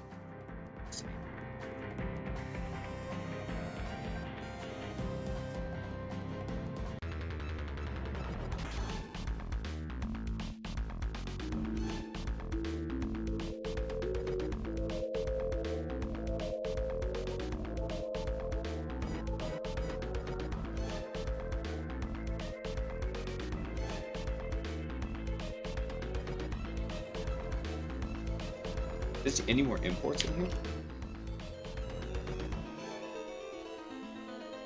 These are all the imports. Hold on. Because there's a dpappy helpers over here. I know this has to be being used over here. No, then what's he doing with it? What is going on here? What in tarnations?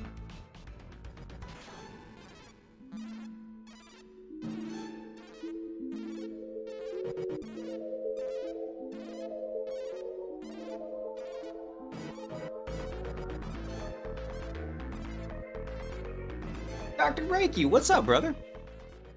Happy Sunday, man. Hope you had a good day, my brother. My brother from another pen testing mother. Oh, why didn't it show up down there? There it goes. Okay. Hey, man, thanks for coming online. Dang it, I squashed the alert on there. It says, a new agent is online. Thanks, man. I appreciate it.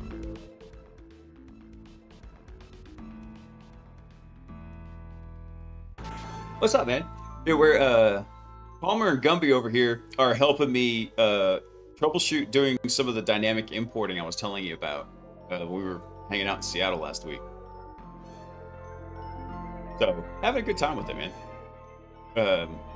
It's kind of working, it's kind of not. I'm trying to think of how I want to do some of this. I'm thinking that really the most straightforward solution here is we just rename this LangGraph agent over to agents.py. And we do have this kind of set for its own thing. Because that was working, Palmer, when we had it set up that way. So if we take the agents py, we move the agent mapping here, right?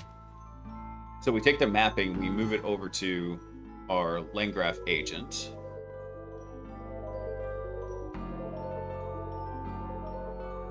So we'll come drop this in. And then after that, let me just rename this one. Rename to old. Refactor anyway, don't care. And then here, we're going to rename this one to agents. Boop. So in this case, I mean, it kind of works when you do it that way. I think it's a little less scalable. I know there's a better way to do this. But now we come over to special agents and we run this. It runs, we just run out of space for this part right here. I want to run this again. I'm going to break right here though, because I want to see what's coming up in this module variable.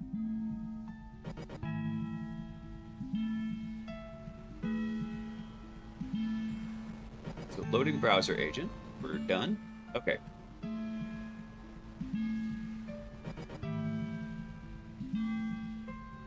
What's our module though? Where'd you go? There's module right there.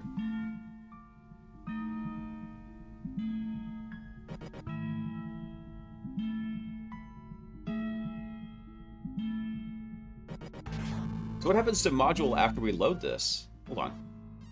Because we have our spec, we have our module. I see spec. I don't actually see the module here though.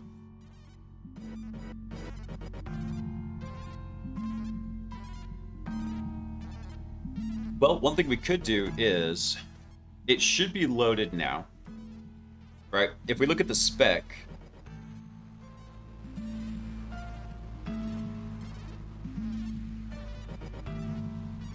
we have our agents.py.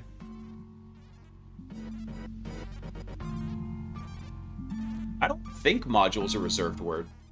And the only reason I say that is because when I was looking at Will's code in Nemesis, that's literally what he did, is he used module. And he's a pretty legit coder. I don't think he would have done that. And also, usually if you're using a keyword or reserved word, PyCharm will just throw a fit.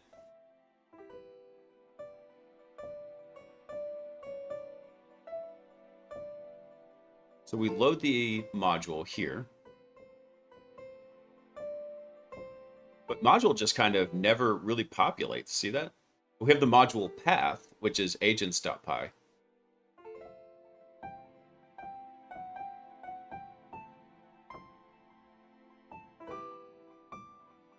Let me see what else he did in here. So after the module gets loaded, he actually takes the module and sees if, to check if it has an attribute in here. That's not what I wanted to do. One sec. Copy this. Let me bring this over.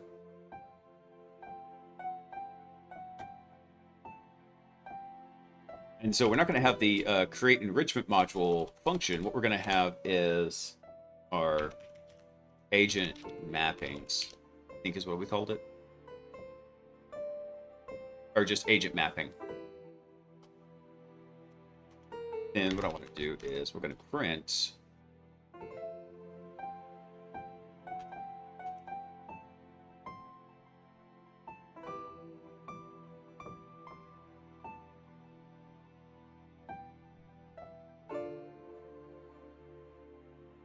Now this is a trick because he's loading it from self.modules.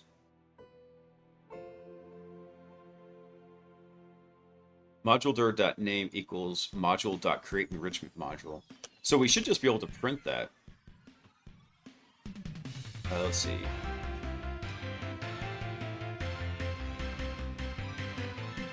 Will that actually work? Let me try this. Pre-run.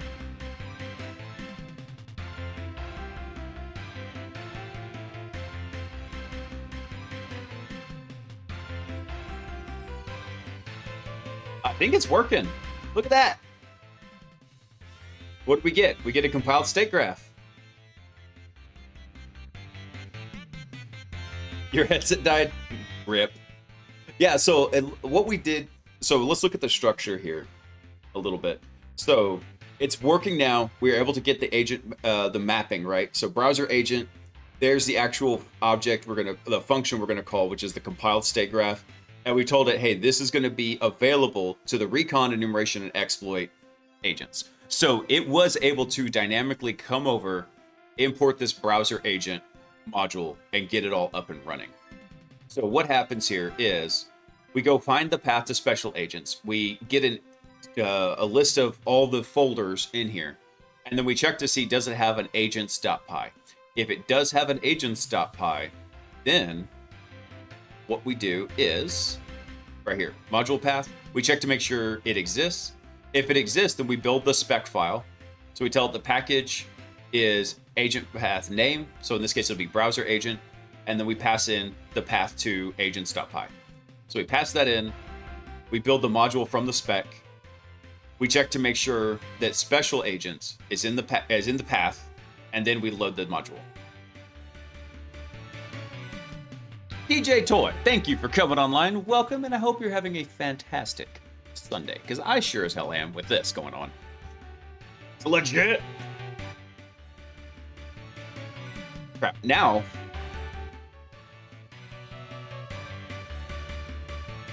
oh, crud. Hang on one sec, guys. I'll be right back.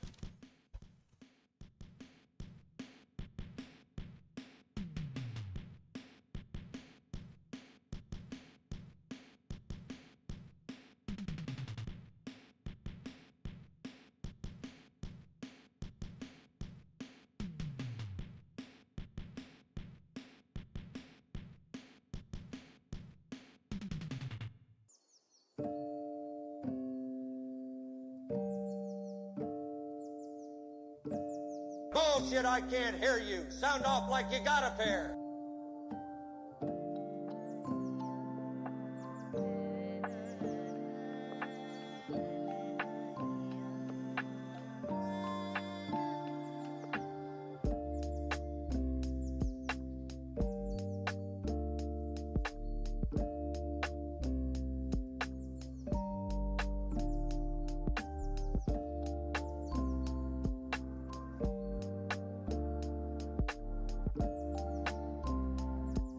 All right, I'm back.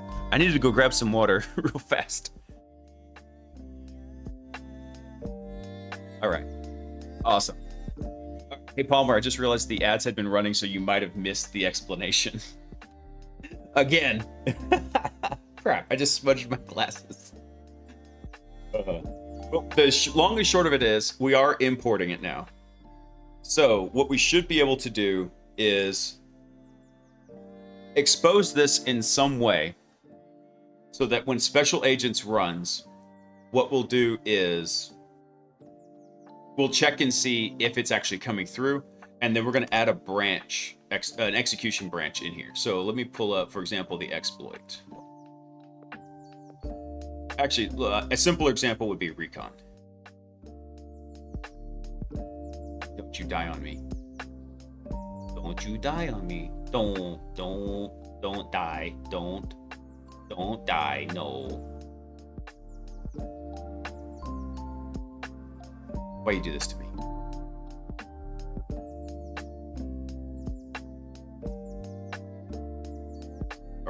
have to do this the proper way. Hang on one second. I gotta remember how to do something in poetry real quick.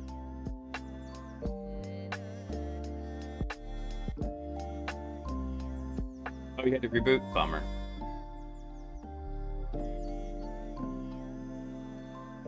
No, the stream's running great, but all of a sudden I can't browse to anything on the internet? Bruh.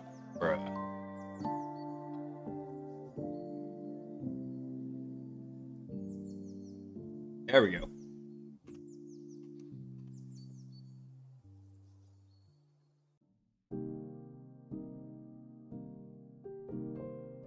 Yeah, it's not working. So the problem is right now, I want to switch over to using UV, but the problem is everything's in poetry right now. Okay, I just need to use the poetry update command instead. So what's happening is, but by using UV, poetry is like flipping its lid.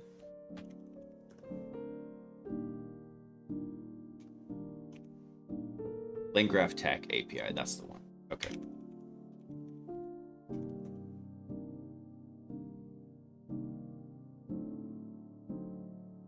Are you sure about that? You sure about that? Because UV sure as heck finds a way to update it. Takes LangGraph all the way to 065. And freaking poetry.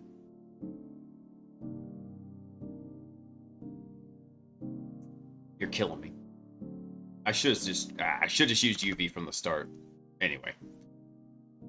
I remember that being the problem now. Anyway. So what's happening here is we're getting that module spec loaded, but now I need to figure out where this is actually coming from. Let me do something real quick. I'm going to break here. Because I think if actually I look at the self variable, I think we might see the module there.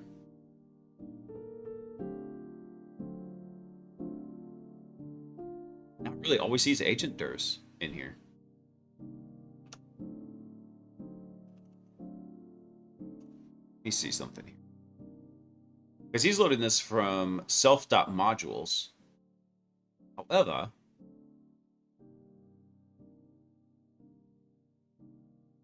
I don't know where he's actually defining modules.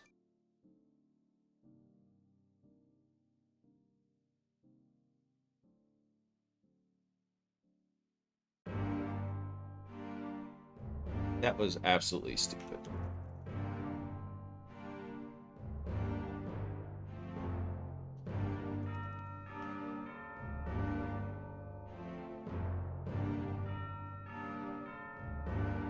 Oh, this is where... Okay, here's one place self-modules is actually happening.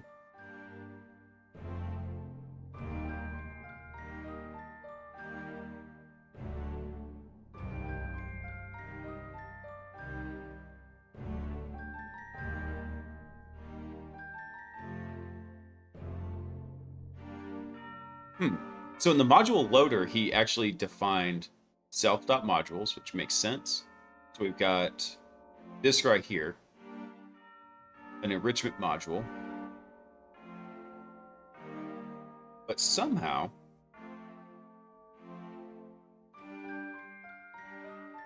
so down here where he actually loads the module, though, I don't see where this is actually getting added.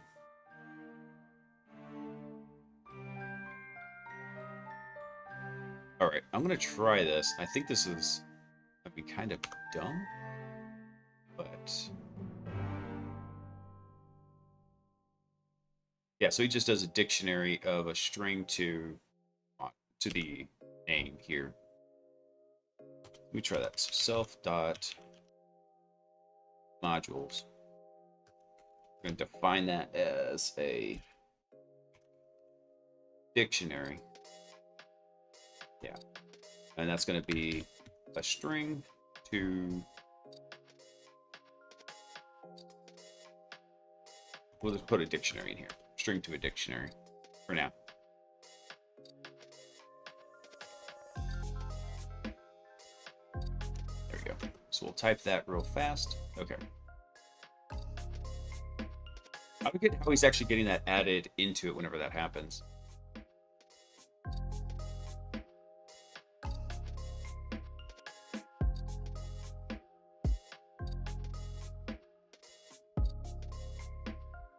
Yeah, so self modules is still blank in here.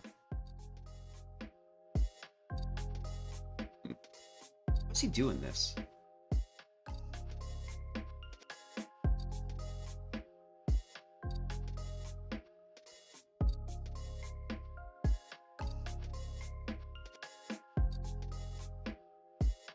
Dang it, so close.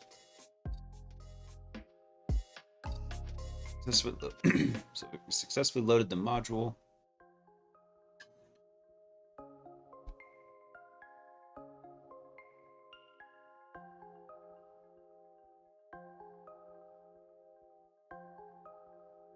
That's kind of weird though. I don't see where he's actually, I mean, I get the idea here, right? He's got a self.modules, right? He's got this sucker loaded up, ready to go. However, I don't see where that is actually being like added to.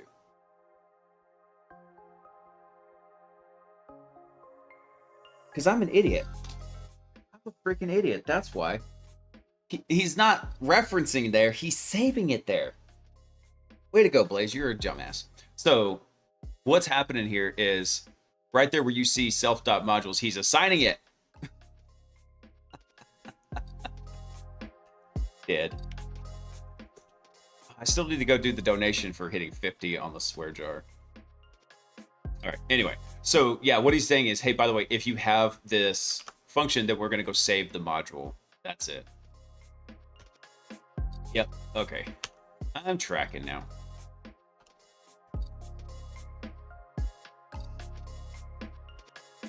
Except this will not be module dir. This is going to be our agent path, right?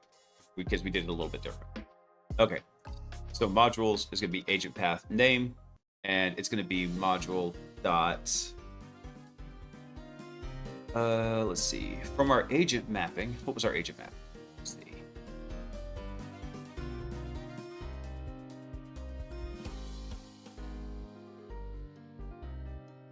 Yeah, we're just going to drop in there module dot agent mapping. That's what we're going to do. This should be module agent mapping. Boop. Just like that. Yep. I think that will work. All right, let me rerun this. And I just wanted to make sure that that is getting populated over into. And then if that's the case, I think we're actually going to be almost the way there. We can actually see about updating this over into the exploit agent. So we go to modules. So in our modules, which actually I'm probably going to rename that to agents, come to think of it. So instead of this, we're going to call this our agents here. And then self.agents, just like that. That's going to be our list of our agents right there. But anyway, so for now, over here in the modules, though, we do see the browser agent.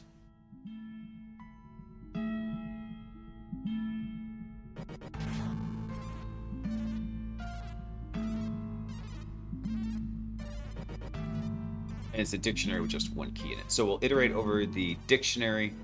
We'll get our list. And then we'll get our second list. Nice. Nice. Okay.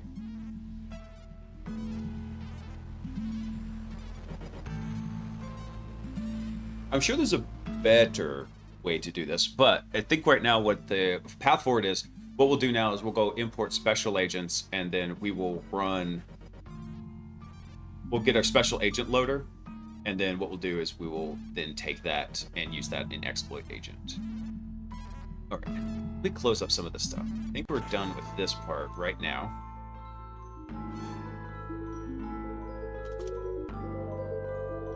Load our agents up.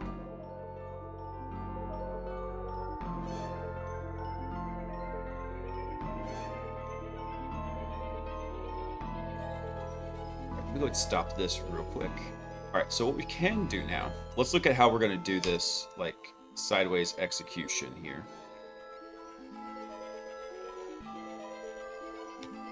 That out.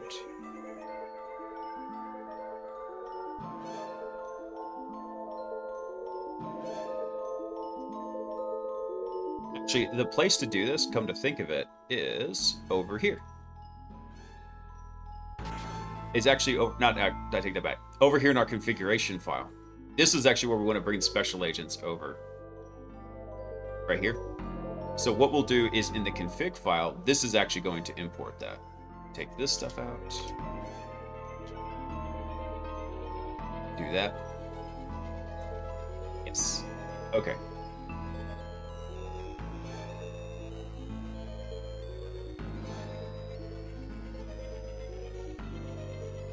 Where did RoboPages tool come from? That came from... Yeah, that came from RoboPages. Yeah, right here. All right, let me think about how I want to do this.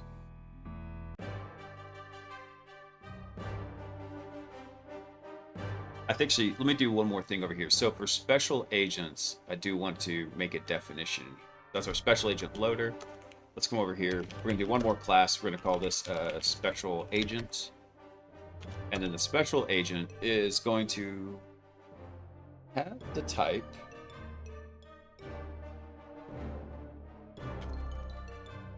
we're going to say agent. That's going to be a string.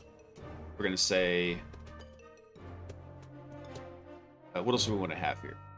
We have the agent. We want to have the graph, and that's going to be a compiled graph, compiled state graph. And then we want to have one more thing in here, which will be the mapping. Just like that. And the mapping is just going to be a list of strings.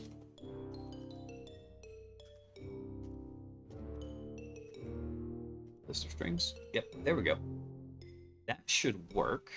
And now, actually, what we're going to do is we're not going to drop the agent mapping directly over into it. What we're going to do is, if it's got this,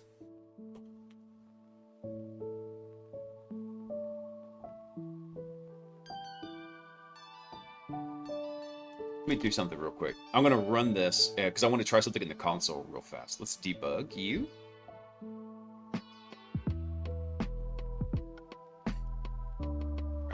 Load the browser agent. Okay, so over here in the console, what I want to look at is module dot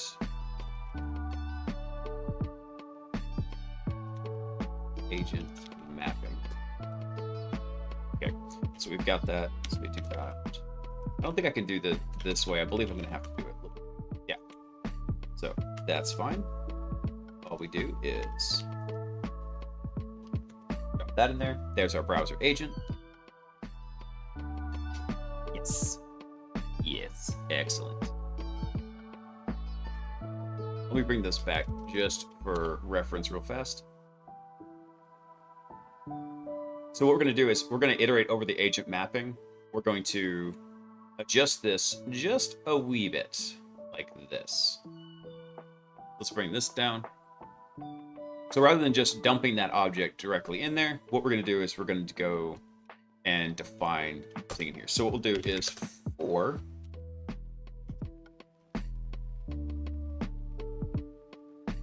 let's see, for kv in enum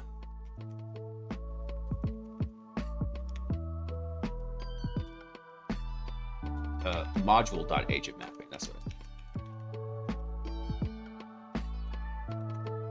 what we're going to do is, I thought it was enum. Is it not enum?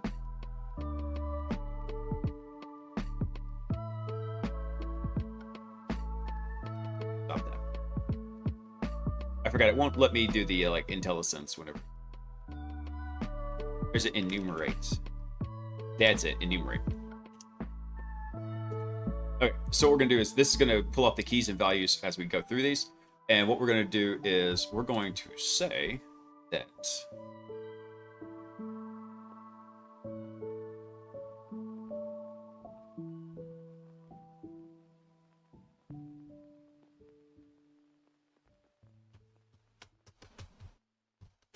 let's make a new agent here. So we'll say our new agent is going to be a special agent. And then from our special agent, what we're going to do is we're going to say Actually, I take that back.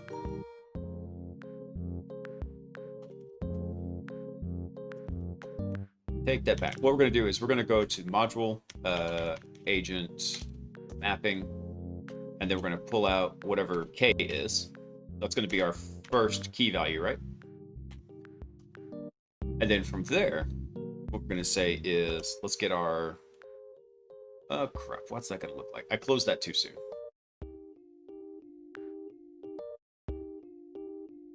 Let me bring this over here for a second. I can see this. I can remember what the so I can remember what the structure is of it. So we're going to take this. For every key, this is going to be an agent we're going to add, right? So we're iterating over all the keys in it. We want to get the values as well. So the value is going to be this list of objects right here. So what we'll say is first thing we want to get is we're going to say the graph is going to be equal to that, and then we're going to pull out the graph object, and then we're going to say the we're going to call it the mapping. So then our mapping is going to be the same thing here. Oh, I take that back. That is not correct. This should be 0, because this is a list, right? So that's a 0 element. So that's going to be our zero element. Right there. And this one will be the 1 element. Yes. Excellent. And then our name is going to be that. So what we'll do now is we're going to take this guy.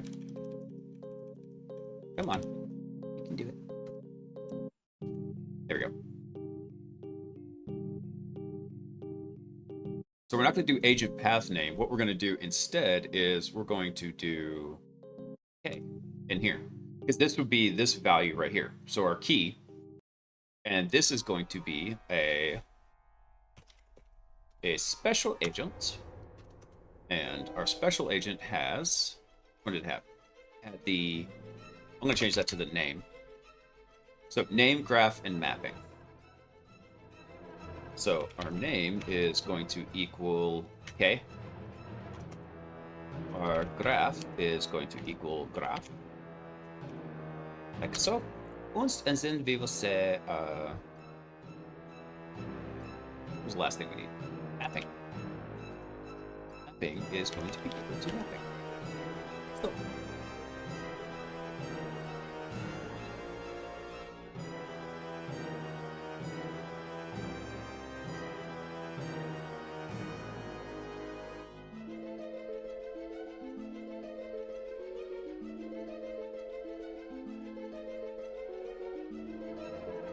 Expecting a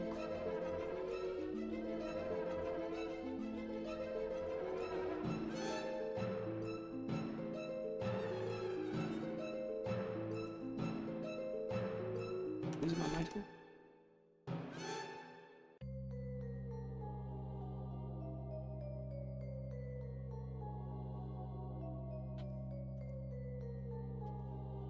Losing my mind. Doesn't like that.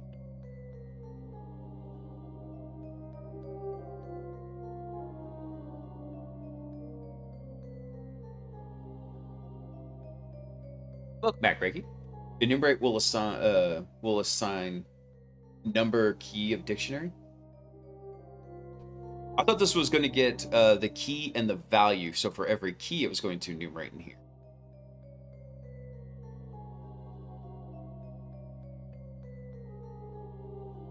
Yeah, so let's break right here. Let me double check that. Now you got me questioning myself. Ah, come on, man.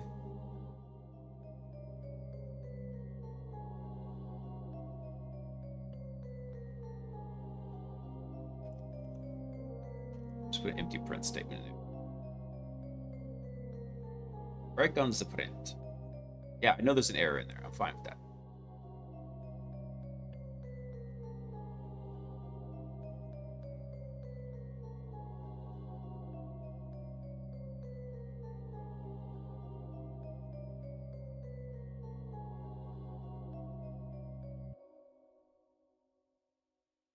So agent mapping though is going to be this dictionary in here. I don't have it up, but anyway. Oh, here it is. This is what agent mapping is. It's this dictionary here. So the key is the name of the dictionary, right? And it's going to be a list. And so the first element in the list is going to be the graph object. And then the second element is actually a list of the names of the agents that can access that agent.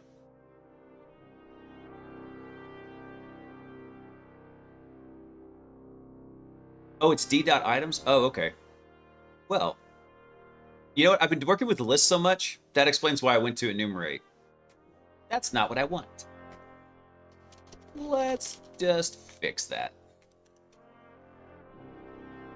So this would be agent mappings dot items. There we go. Wunderbar.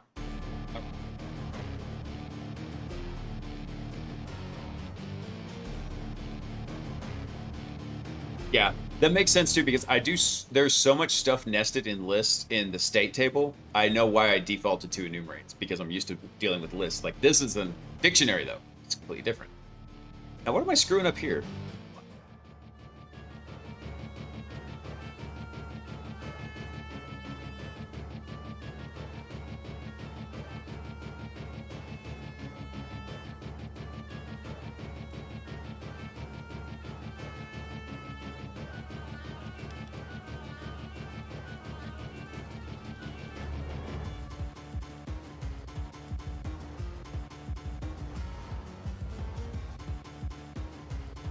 Oh, I know. Oh, dang it. I know where this is going from. Hang on one sec. That's because this definition is wrong. This should be a special agent. That's where it's throwing up the error.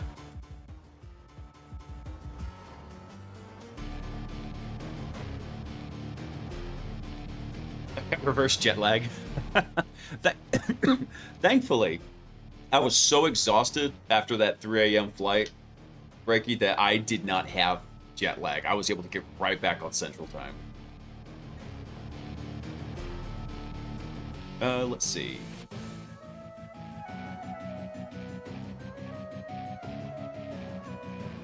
I'm trying to remember where I screwed this up.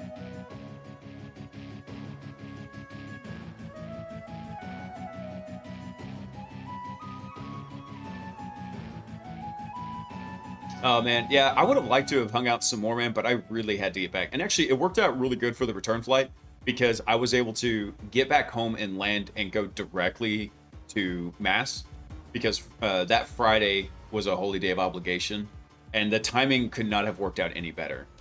So it was just like spot on, perfect for getting that early flight.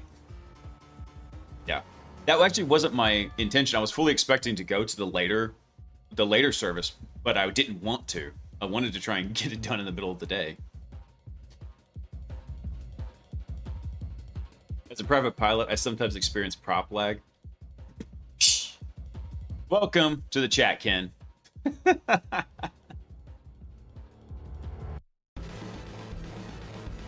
Okay, I need to actually go define an init. That's right. Yes.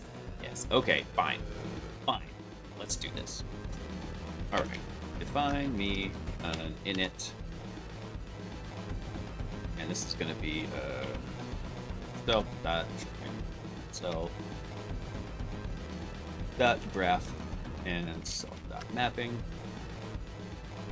and what we're going to expect is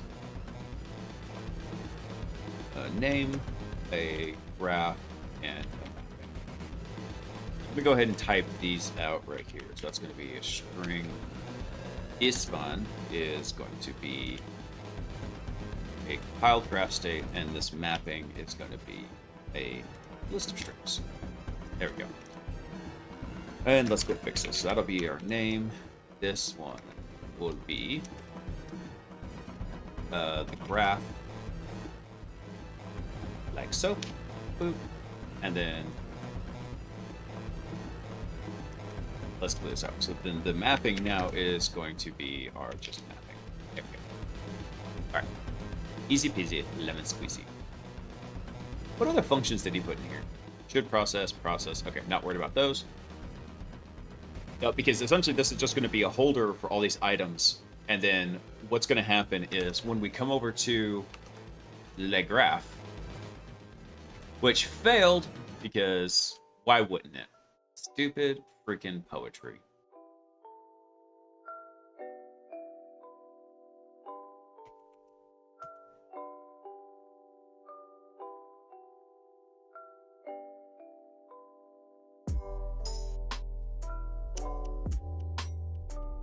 I can bring this up. Okay, here we go. So what I was talking about earlier, so let's say, for example, we add the browser to the recon graph, right? So here's the workflow. And typically what happens is we expect the recon agent to have made some kind of a call, passing tools over to the recon agent. We have a conditional jump function here. What we're going to do is we're going to add a secondary node off to the side that rather than being a tool node, what we're going to do is if a particular function gets called as part of the tool call, we're going to route it over here, and that's going to be the special agent router. When all that comes back, I believe we'll probably skip the output formatter and maybe go right to host update. I don't think I want to do that. I'll have to think about how I want to implement that real fast, but I think that's what we're going to do. Yes, it keeps dying on me because I'm trying to switch between poetry and UV. So probably what I'll do is I'll maybe reinitialize it without poetry because poetry is not updating the freaking libraries properly. Let me go look at something real quick, actually. Now that you bring this up.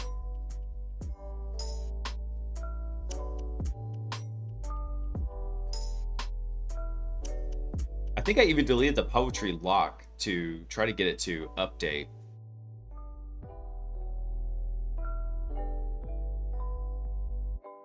What was the command I was just updating?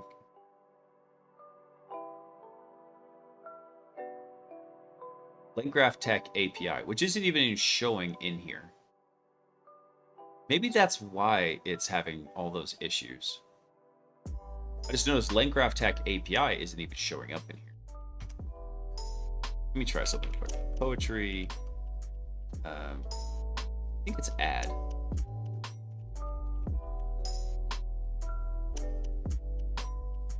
LangGraph Tech API. 2 G's. LangGraph Tech API.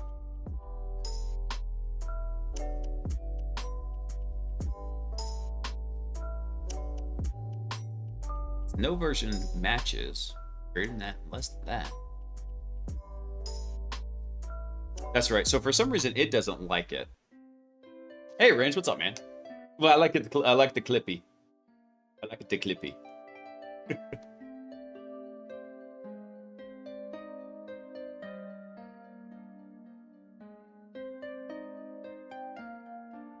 Let's see. So because HackBot depends on both LangGraph greater than 035 and less than 040, and API greater than this. All right, let me take this LangGraph restriction out. Where's the LangGraph here? You are going to bye-bye. Like that.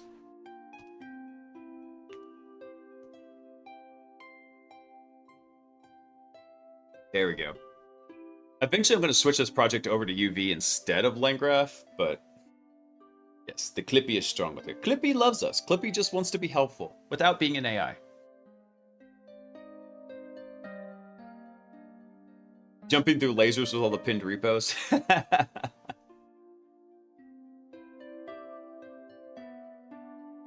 working on an automation script for the challenge. So currently what we're doing now is we're working on an AI agent that looks about like so. Hang on one sec. I think I finally got this dependency hell sorted out.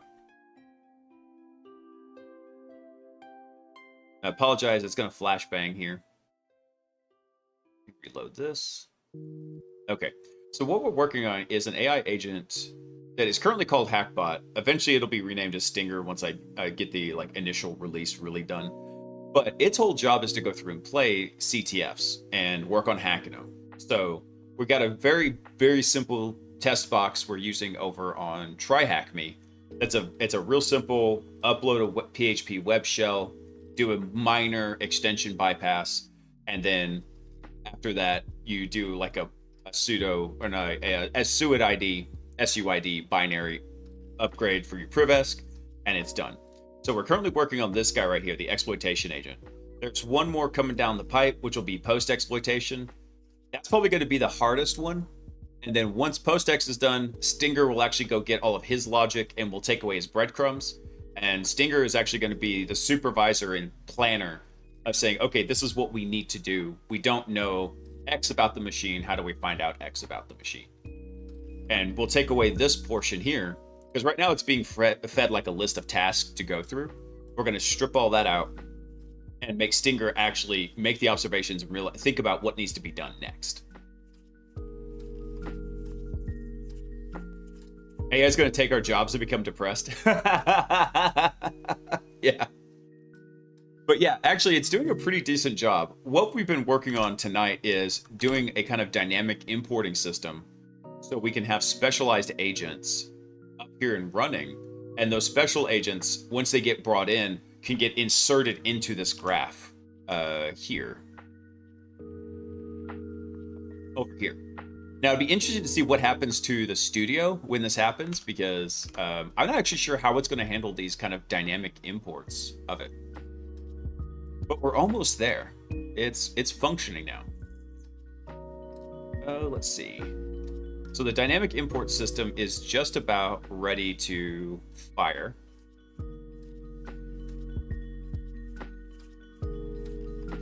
Let's see. All right. So we load up our agent. Okay. So what we're going to do is we're going to check and make sure the module has an agent mapping.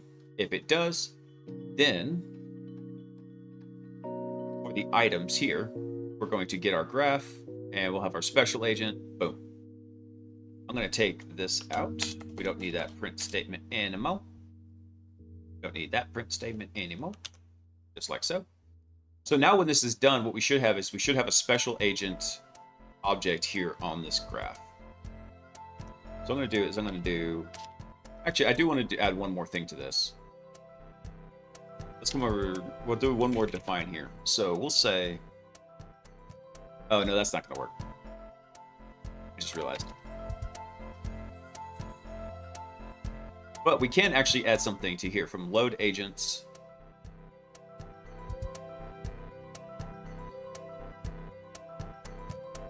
Let's add a little print statement here. So print, what we're going to say is, we'll say these are our loaded agents right here. So loaded agents, and then what we'll do is we're going to do, what is it? That's going to be self.agents.items, I believe. That should get us all the keys in it.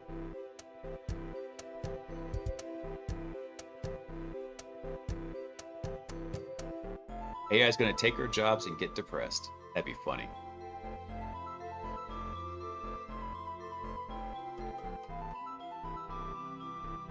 Oh, I didn't want items. What I wanted is keys in here. Yeah, keys. Run this again. Ta-da! We have a dictionary, browser agent. So it shows browser agent got loaded. Excellent. Take that out. Okay, so now back over here in the config menu, what we're going to have, so in the configuration file, this is actually where we're going to load up all these specialty agents in here. And then for our config, we're going to add a new one in here. So what we'll do is we're going to say special agents, and this is going to be a type.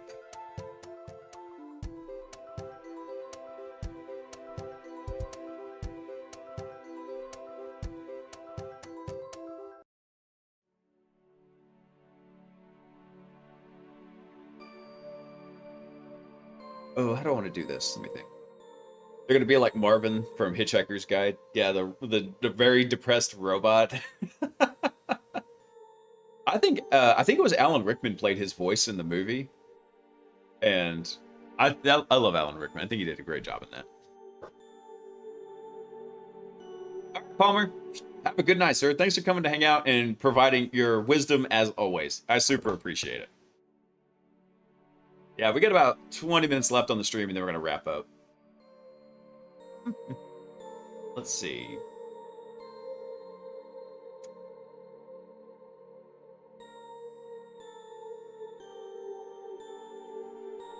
How do I want us to do this?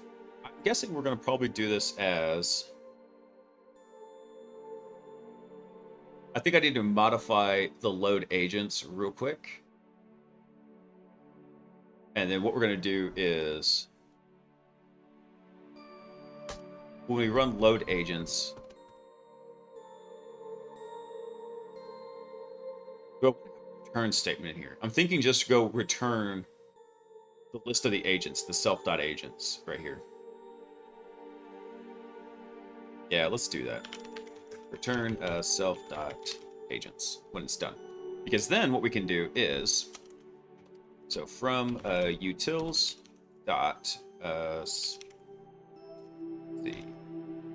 special agents, what we're going to do is we're going to import special agent loader and special, oh, we did, yeah, anyway, special agent and the loader. And then what we're going to do is we're going to say SP is going to be equal to, how do we do this? Special agent loader. And then what we're going to do is we're going to do SP dot load agents. I'm going to do one more, function in here. So we're going to call this get agents self, and then what we're going to do is we're going to just return self dot agents right here.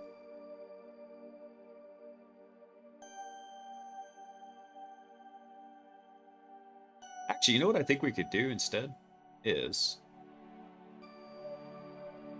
take this out. Really, we don't even need these. These are not... I'm going to leave these in for now, but I'm going to take this part out. Because I think what I want to do here is, for the init, whenever init gets called, what we're going to do is we're going to say...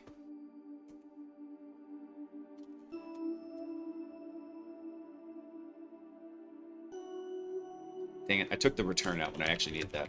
So... Actually, no, I take it back. We don't need that because we're going to call self-load agents. And then when this executes, yeah, that should be fine.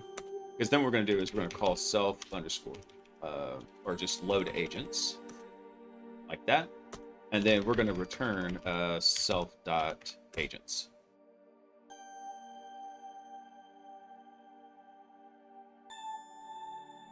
Cannot return a value from init. Well, you suck. Do I need to use new for that? I gotta remember for the dunder. Let's see. Python class new. I think you can do that from new. So new. So init initializes. New is responsible for creating a new instance of the class. Let's see. New is responsible for creating and returning the new instance itself. So I think that's what we actually want to do. So down here, what we'll do is we'll define a new. New. Oh wait, is that a new instance of the class? Is that what I want to do?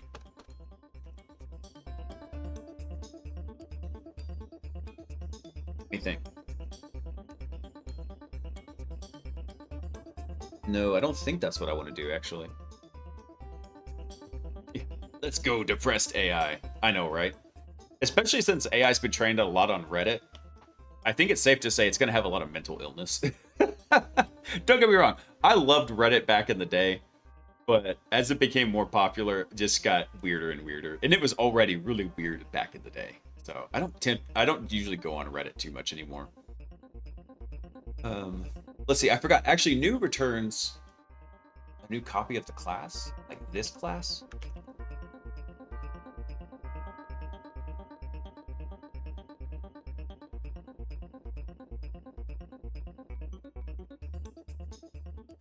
Yeah, I don't think that's actually what I want to do. That's okay. What we'll do is we'll just define it. Actually, I already did this actually. RoboPages just returns a list of the tools right there. How did I do this in RoboPages?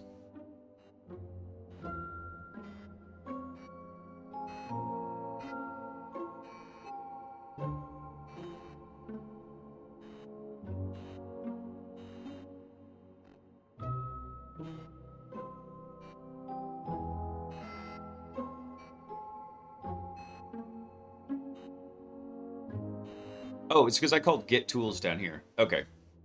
Yep, that's it. All right, that's fine. I remember where I was going with this now.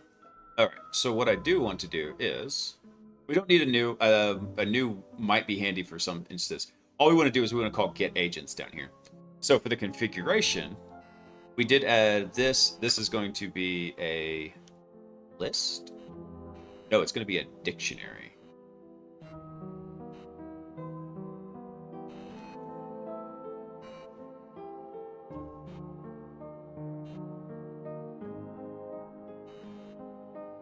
Yes, dictionary, and it's going to map a string to a special agent. There we go.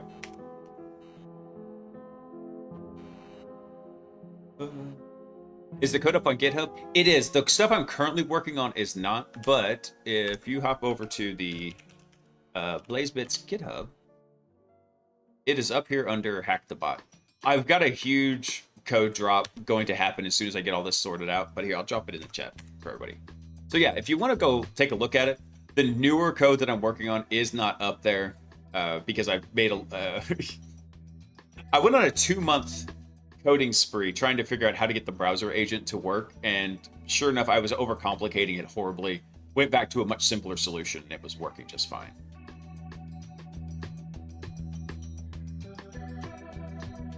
So let's see here.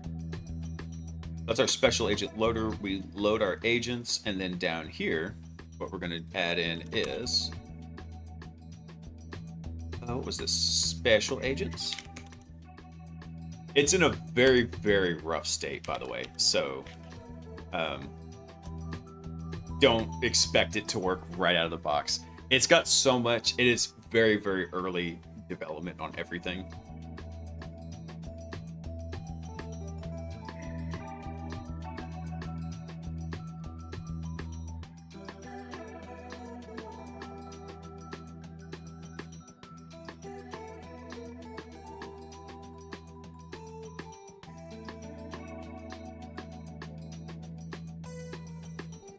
Actually, did I need the model?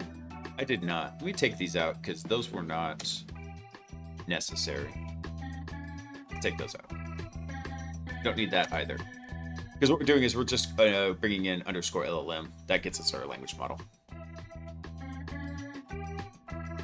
Yeah, that was fun times. Says you, Gumby. I mean, I know you like it whenever I'm banging my head against the keyboard, bleeding out of my eyeballs. That was such a pain. The problem was I was trying to use somebody else's like pre-built agent, and instead when we dropped it down to like a very basic agent and made it to where it could just it was just the tool and an agent, it worked great. Not trying to use anybody else's pre-built agent. That was what took a lot of the distraction time. So plan on boxing this and shipping it out. Eventually, yeah, there will be like a... You should be able to like git pull it. There will be like a command line in there to kind of bootstrap it, get it all set up, like a configuration helper. And then once that's done, you can either... Probably we'll start with a terminal user interface, but eventually also I do plan on having like a web interface where you could see stuff like this graph being displayed right here. And you can go through and you can check it out. Unfortunately, we're running out of time. I don't know how far I'm going to get with this portion right here. But now with our special agents in our configuration, what we can do, let's go ahead and work on this just a wee bit. So over here in exploit agent, let's see. That's not our exploit. This is our exploit agent. So what we have is all the graph stuff is defined down here. Where is it? Down here. All right, so here's the actual workflow definition. Let's see. And we got it kind of broken up between, hey, this is where everything's kind of working from it. Yeah, eventually I do play. I mean, it's already open source. You can go play with it if you can get it to work. There's a lot of gotchas in the setup right now. However, eventually, yes, it'll be like a nice little bundled together thing. The public release version, the stuff I'm going to release out, I'm planning on, like, yeah, making it real simple. and essentially making it a bit like a framework where you can come through and you can have the bits and pieces to modify it. There's changes to the prompting system. There's changes to other stuff in there. I want to go change to where it's not all hard coded in Python. You can actually like have like an MD file. You can go import and bring in stuff like that, or just even a text file in there. Like, hey, this is the text file for the recon prompt and like what you want to change. So you could go through and you could do like your own unit tests on it. So yeah, I do want to go do those eventually, but we got to get it working first. Actually, I think before... Let me look at something real quick. Let me bring up Stinger. Stinger's the supervising agent.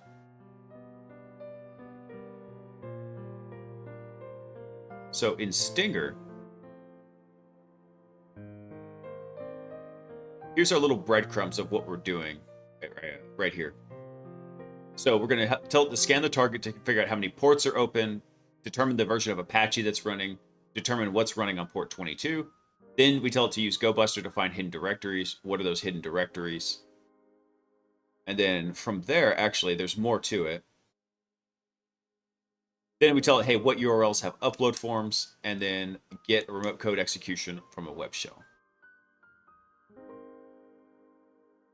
So I think the last time we ran this, let me see something here. No, go back.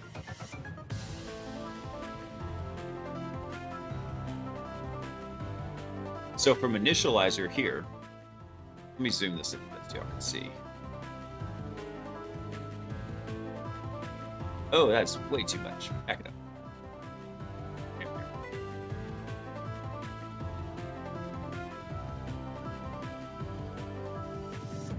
There we go. So for examining the discovered directories, it tends to assign that to enumerate, to the enum agent. Let's see.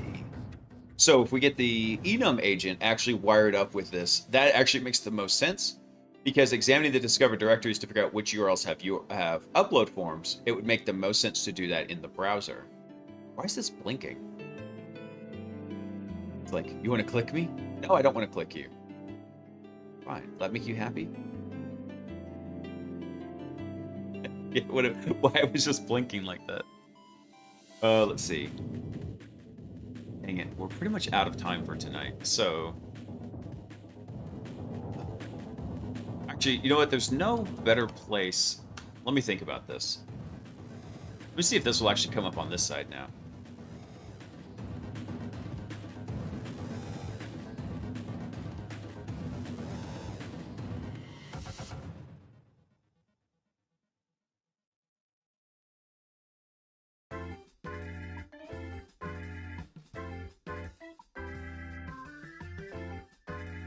So in the exploit graph here, right? In here, there's the exploit tool node. So the jump to tool node, we actually have two conditional jumps here. So these dashed lines, those are conditional jumps. So for example, exploit agent, it could jump to 4 possibilities. It could jump to the exploit tool node if it wants to make a direct tool call for something. It could also go to the exploit handoff, which is it's going to return execution back to Stinger. We could also come up to the validator to check and see, hey, by the way, do we already, if we're told to exploit a target, do we already have an initial access payload? Then yes, okay, we don't need to go re-exploit it. So this would actually skip over that task. But the main loop here is this one, right? Meow. So we go through and we plan what the exploit is. The exploit agent actually says, hey, this is the exploit we're going to attempt. Planner comes through and says, okay, what are the steps to it? And then we go through this loop right here of going through the step processes, going to the tool node. So actually what we would do is we actually have, let me think about this. The tool node is actually a built-in function in LangGraph. So what I was thinking about doing is, for example, we would change this from a hard jump to a conditional jump. We'll say like, hey, is this a tool call or is this a special agent call? If it's a special agent call, it would basically have another node here that it would route through and then come to the updater. Oh, Gumby, I can't wait. Eventually, I want to turn this thing loose over on like Game of Active Directory and let it go for that. But I have some modifications I want to make to Game of Active Directory, like basically just changing a bunch of the static strings, like the usernames, the passwords, the domain names, stuff like that. And the reason for that is because I want to try to eliminate some of the language model bias, because obviously the language model is Claude 3.7. It's been trained on whatever it can scoop up from the internet. Part of that's going to be walkthroughs for Game of Active Directory. So I want to try to eliminate some of that as it's coming through.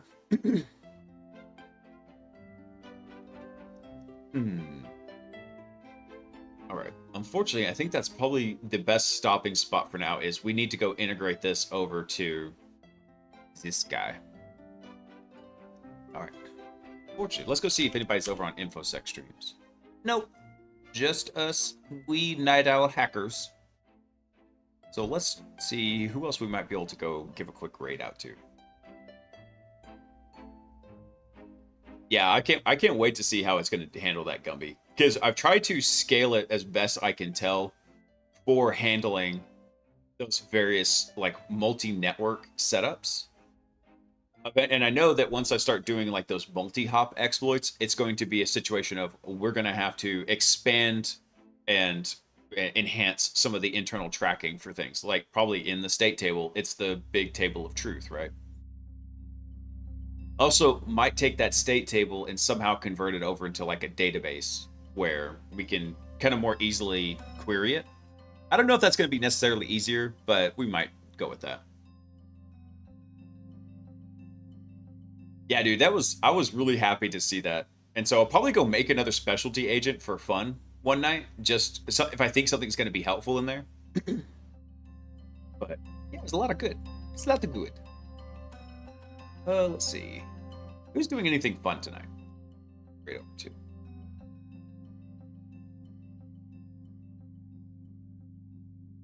Let's see. Wadesi's on. What's he doing though? He's doing something fun. I go right over to him. Actually, let's go see who's over in science and tech real quick, because I do like my science and tech.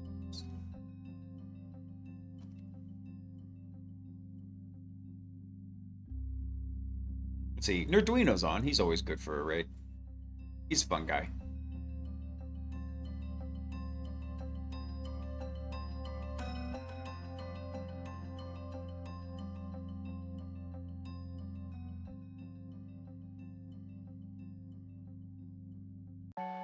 There's some dude offering tech support over in science and tech for 20 bucks an hour.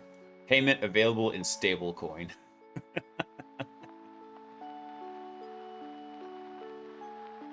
All right, Gumby, have a good night, man. I will catch everybody Tuesday night. We'll have the hacker news stream. I need to go get a bunch of articles kind of sifted through for that, because oh, here we go. This guy's doing Learn IT and Cybersecurity. Yes, we'll read over to him. That'll be good. Love you long time, Gumby.